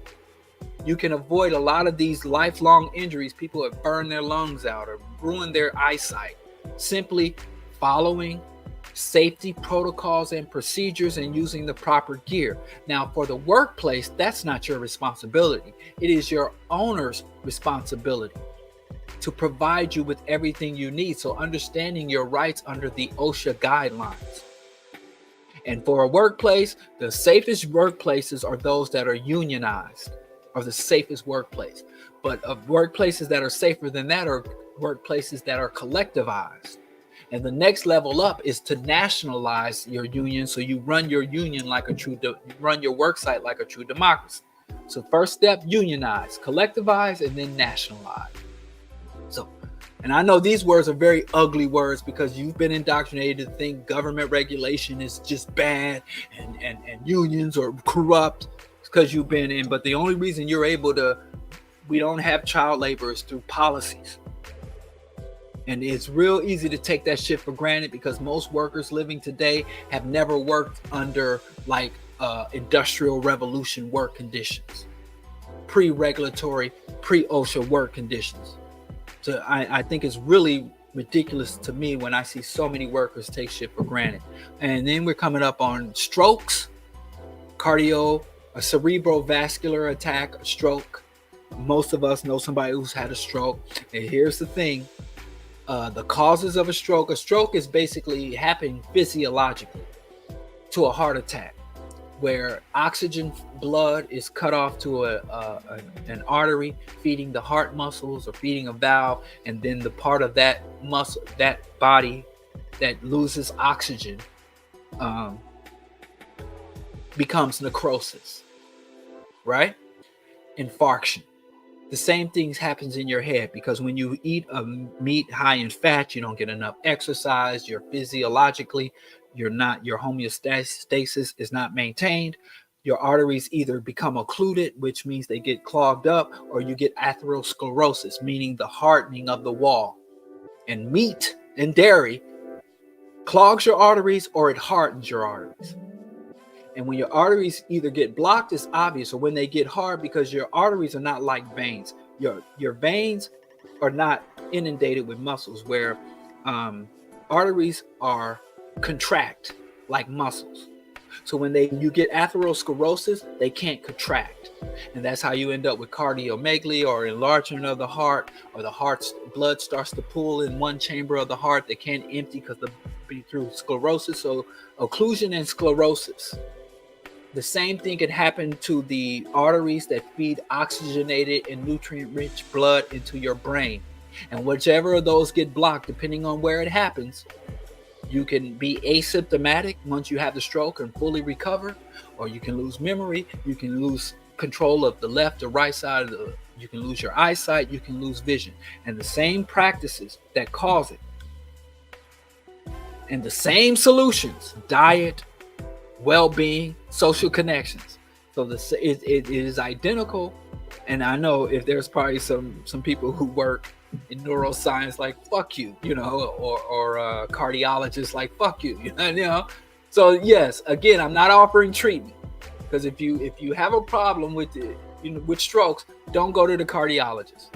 And if you have an issue with your heart, don't go, because you don't walk in the office saying BroDiallo said it's the same shit. What I'm saying is the conditions that lead to you contracting these chronic diseases are almost identical.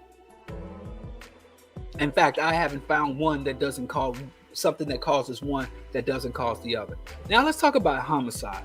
I had to run through this. It's really, everybody knows what homicides is. People blicking each other. And I would encourage you to go look at go read or go look at my book review of Black on Black Violence, Black Self-Annihilation, Homicide, Black Self-Annihilation in Service to White Supremacy. Because I remember when I was talking earlier about how even when people were blaming the deaths, massive deaths and atrocities on the communists, when you really look at the origins of the conflict that led to the massive kill-off, the massive starvation, and you look back far enough, it's always rooted in imperialism, Western imperialism, and Western incursions, and capitalists provoked the communist uprising that led to some of the atrocities and all that. It's the same thing with homicides. You look at black homicides long enough, if you really dig down to the core and you do a radical analysis, you're going to find white folks. And so, according to the research, this is what causes the homicides. When we talk about they're killing each other, we don't love ourselves, ain't got shit to do with it. It's political instability. It is instability, right? It is understanding the legitimacy of the hierarchies. So your environment is stable, the system is stable. Number one. Number two, if you see the system as being unstable, if your environment, if your life is unstable, that increases the likelihood that you will engage in homicidal behavior, or you will be a victim of someone engaged in homicidal behavior. Unstable environments, illegitimate hierarchies, those who have power over you, the people who are creating the laws, the people who are governing, dominating you, the housing authority, the police, the teachers. If you understand that that authority is not legitimate, if you don't have confidence in those people that they are there carrying out their duties in a just manner, then if you see the governance, the authority, the power over you as illegitimate, you're more likely to engage in homicidal behavior or be a victim of homicidal behavior if you're in an environment with unjust or illegitimate authority. And then fellow feeling. And I had to look that up. I had never heard that term before. I should have left it up. Fellow feeling. And this concept of fellow feeling, sympathy and fellowship existing between people based on shared experiences and feelings. So fellow feeling and empathy, which means literally the exact opposite of individualism. And they understand that instability, lack of resources puts people in this high stress survival mode. And it reduces their capacity of empathy, because empathy makes you vulnerable in those type of situations. So individualism is promoted through the system. Personal responsibility, do for, get yours, secure the bag, I don't give no fucks. The destruction of fellow feeling, as they term it, or empathy, is the deliberate creation of homicidal conditions. Right? So the hierarchy is illegitimate, and then not understanding or accepting your place within the system. Fuck the system, because look, where I am in the system, I don't deserve to be there. And all you telling me about working hard, sacrifices, and all that shit has not played out.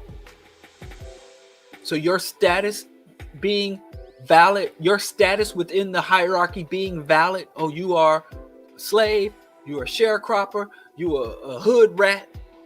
And you understand, even if you don't articulate it, listen, I don't deserve to be here. I'm not here through conditions I created. And then the people are at the top. Do they deserve to be at the top? Do they truly work hard, sacrifice, and earn everything they have? So when you have those, and then finally, not finally, because it keeps going, the availability and the capacity to kill.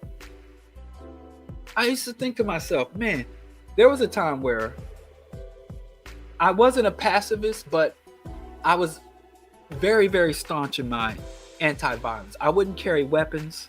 I wouldn't own a gun.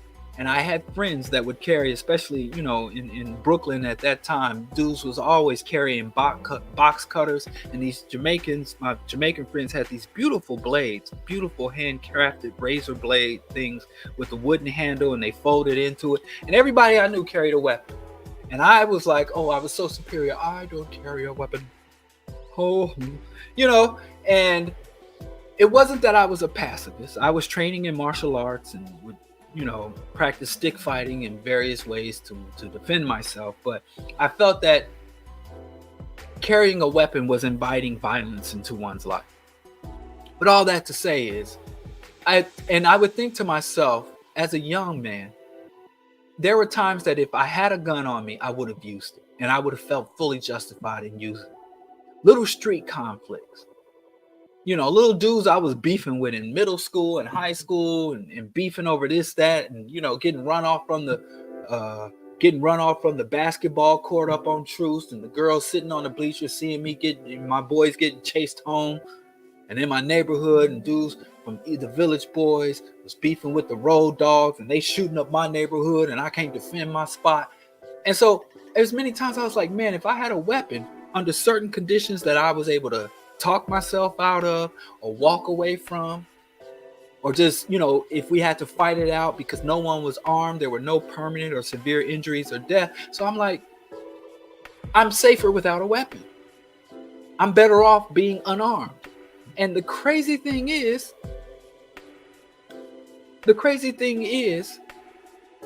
it was true.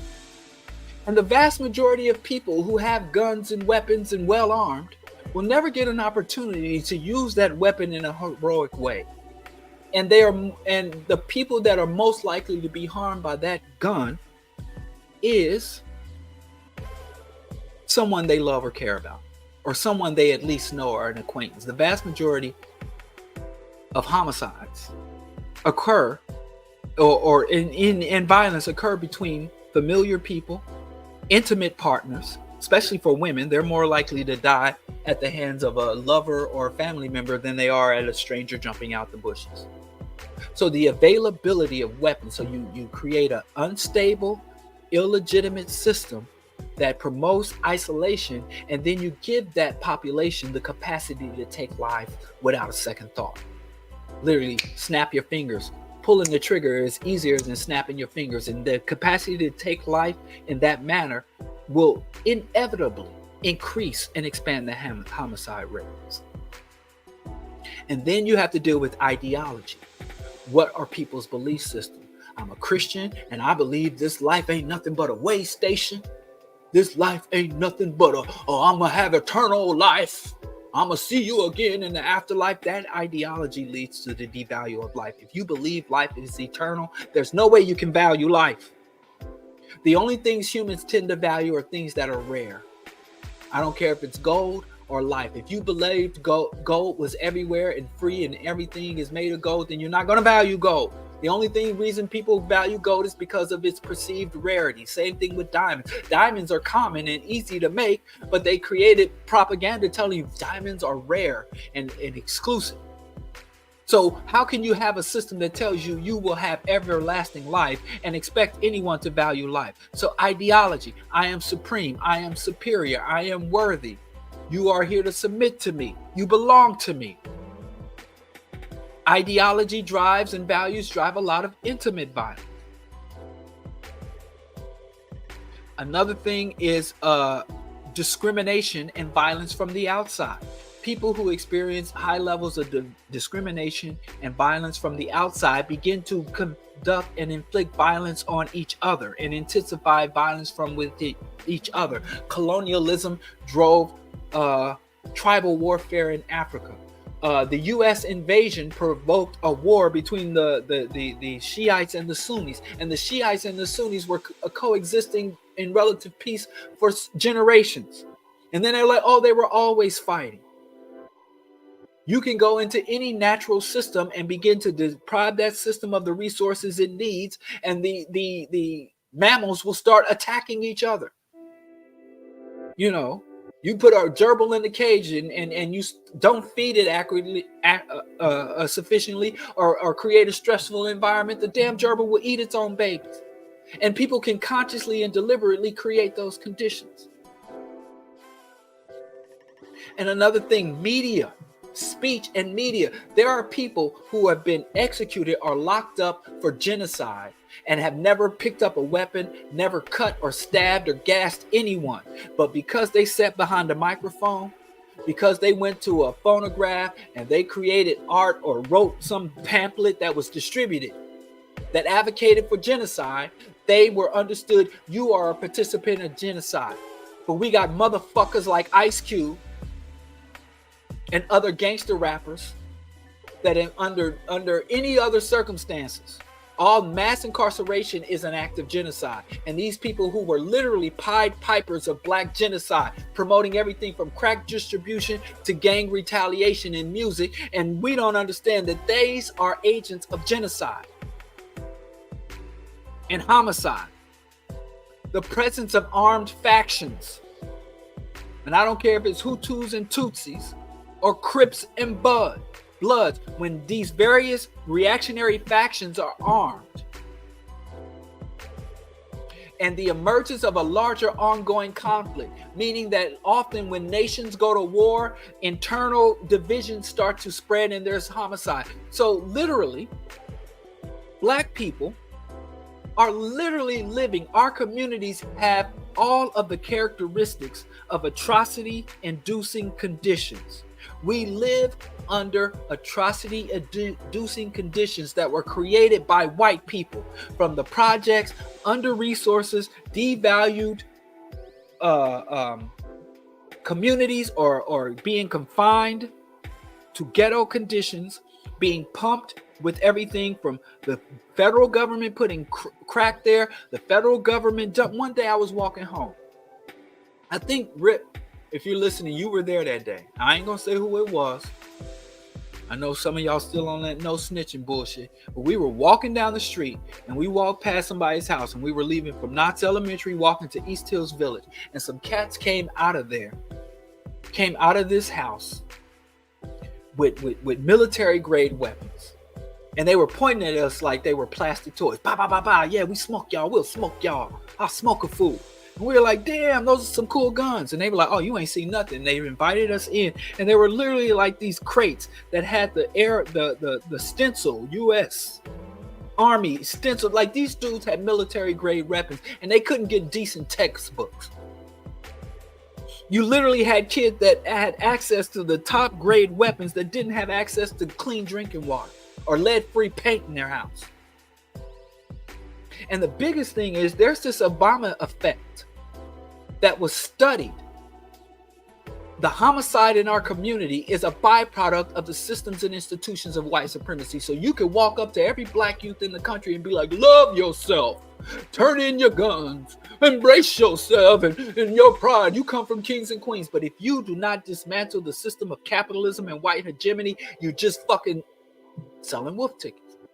But the Obama effect, the inauguration of the first black president, when Obama got elected, the black masses fallaciously and falsely assumed that now the government is legitimate. The hierarchy is legitimate. My standing within the hierarchy is validated. And throughout the Black community, the homicide rate dropped precipitously. And in areas that were red, Alabama, Arkansas, Kentucky, Louisiana, Oklahoma, Tennessee, had the highest percentage of Republicans in 2008, their homicides went up. It was literally a turning. Now, Obama quickly quelled that delusion of, oh, it's legitimate now. I'll just read the first paragraph. The inauguration of the first Black president and the passing of the Bush administration re-legitimized the government in the eyes of many Black Americans during the first few months of 2009. It only lasted a few months. Imagine if Obama really was about to change. Imagine if Obama really was the Mau socialist that the crackers lied and told us he was. African Americans and other racial minorities who lived disproportionately in America's cities were more deeply affected than anyone else, and it is likely that their greater trust in the political process and their positive feelings about the new president led to lower rates of urban violence. It tanked, and the fucking cops couldn't stand it because they profit from our death. Of course, not everyone is enamored. Not everyone is enamored of President Obama. In Alabama, Arkansas, Kentucky, Louisiana, Oklahoma, and Tennessee, the states with the largest percentage of counties that voted more heavily Republican in 2008 than they did in 2004, the homicide rose 11% in cities over 100,000 that have reported to date. Until the FBI releases full data next year, the rates of homicide victims and suspects. But the rest of it, listen, they saw that in areas of Black people that were considered the high crime areas, it started to decline. Whereas white people, for the first time in many white people's lives, they finally said, we're in a condition. Oh no, it's a Black president. Black people winning all over. And Black people are asserting and taking power and taking over. And they started to say, well, the government's not legitimate. The system is not legitimate. My place in the hierarchy is undeserved. And I got a lot of guns.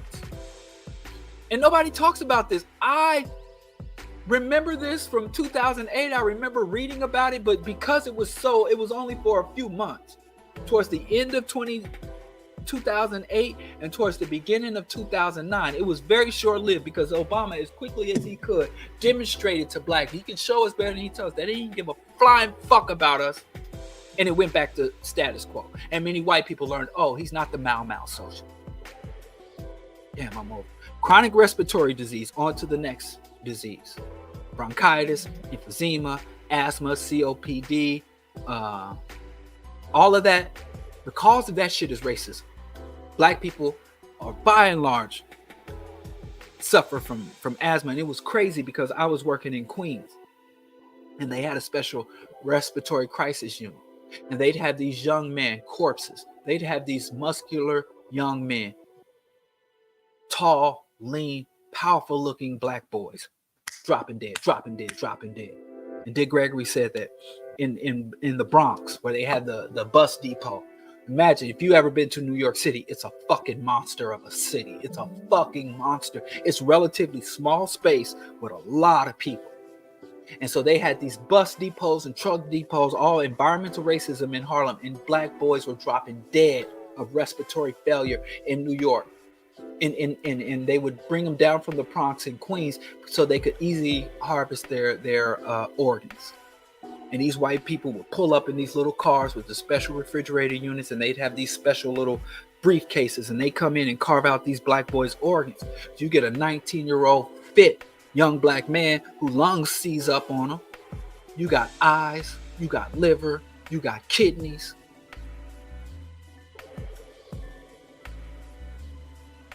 And it says, a study, 2022 study, for example, found communities of color were consistently exposed to more air pollution than white communities.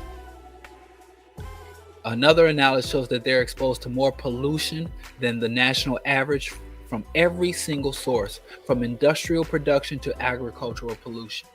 Not only do we get all the solution, every source of pollution is concentrated in Black communities. So Black people who live in the city and Black people who live in rural America. Environmental racism. And we worried about comedians, millionaire comedians that are complaining that they're not multi-millionaire comedians. And then again, you got pollutions, allergens, smoking. There is some good news.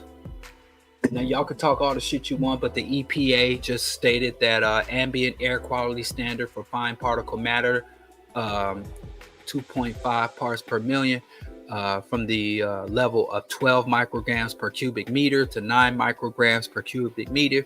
So basically that all say that the EPA is now going to strengthen and begin to enforce particulate matter in the air. This is a positive government policy that's going to be reversed if Trump gets in.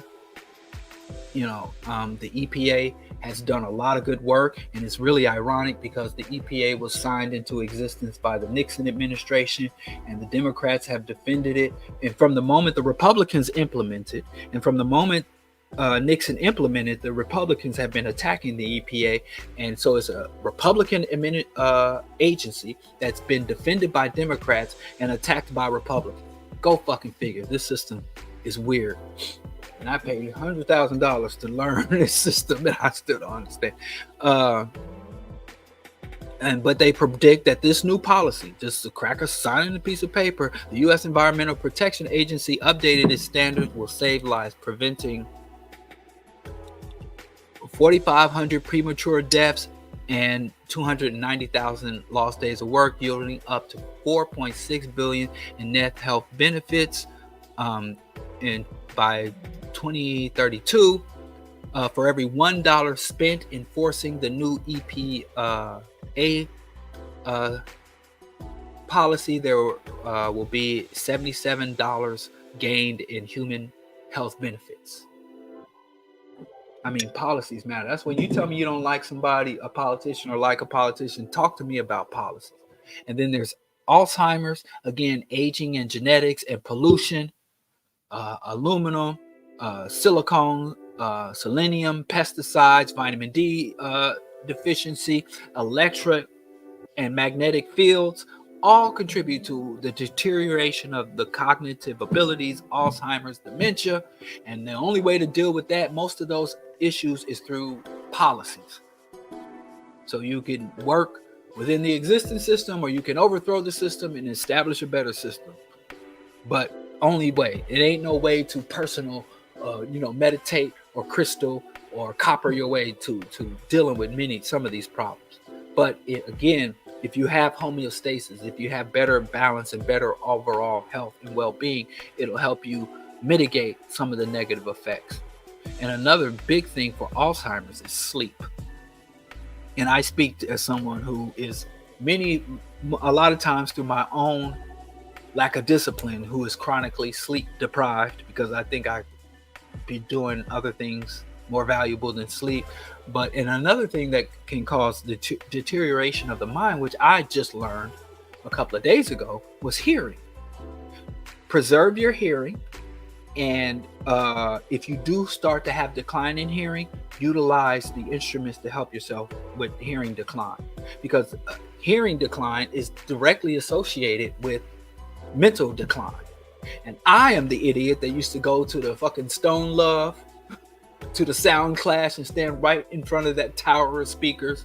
I'd be up in the Sound Factory, and I'll go to the concert and come home and my ears are ringing for the next 2 days. Didn't nobody tell me no better. But if you're a young person now, I'm telling you, don't be like me. Get you some quality earplugs. And if you're going to a concert, you're going to the club, wear earplugs. If you ain't got to buy the expensive one, get some of the kind of construction workers wear. I don't care if it don't go with your fit. And kidney disease, aging and genetics and injuries, kidney punches are some factors, but also the solutions are the same as the rest.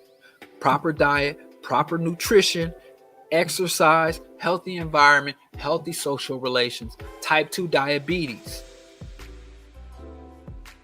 Type 2 diabetes. There are some diabetes that for women, I can't get into it. But type 2 diabetes, again, diet, exercise, fitness regime. Many of the solutions are the same. Type 2 diabetes is, to me, at an epidemic level, and it goes, people just assume like it's a given, and it just bothers me how casual people are about contracting chronic inflammation, which I don't have time to get into. Maternal mortality. Black women are 3 times more likely to die in giving birth or during pregnancy than white women, 3 times. And there are even higher rates of lifelong injuries from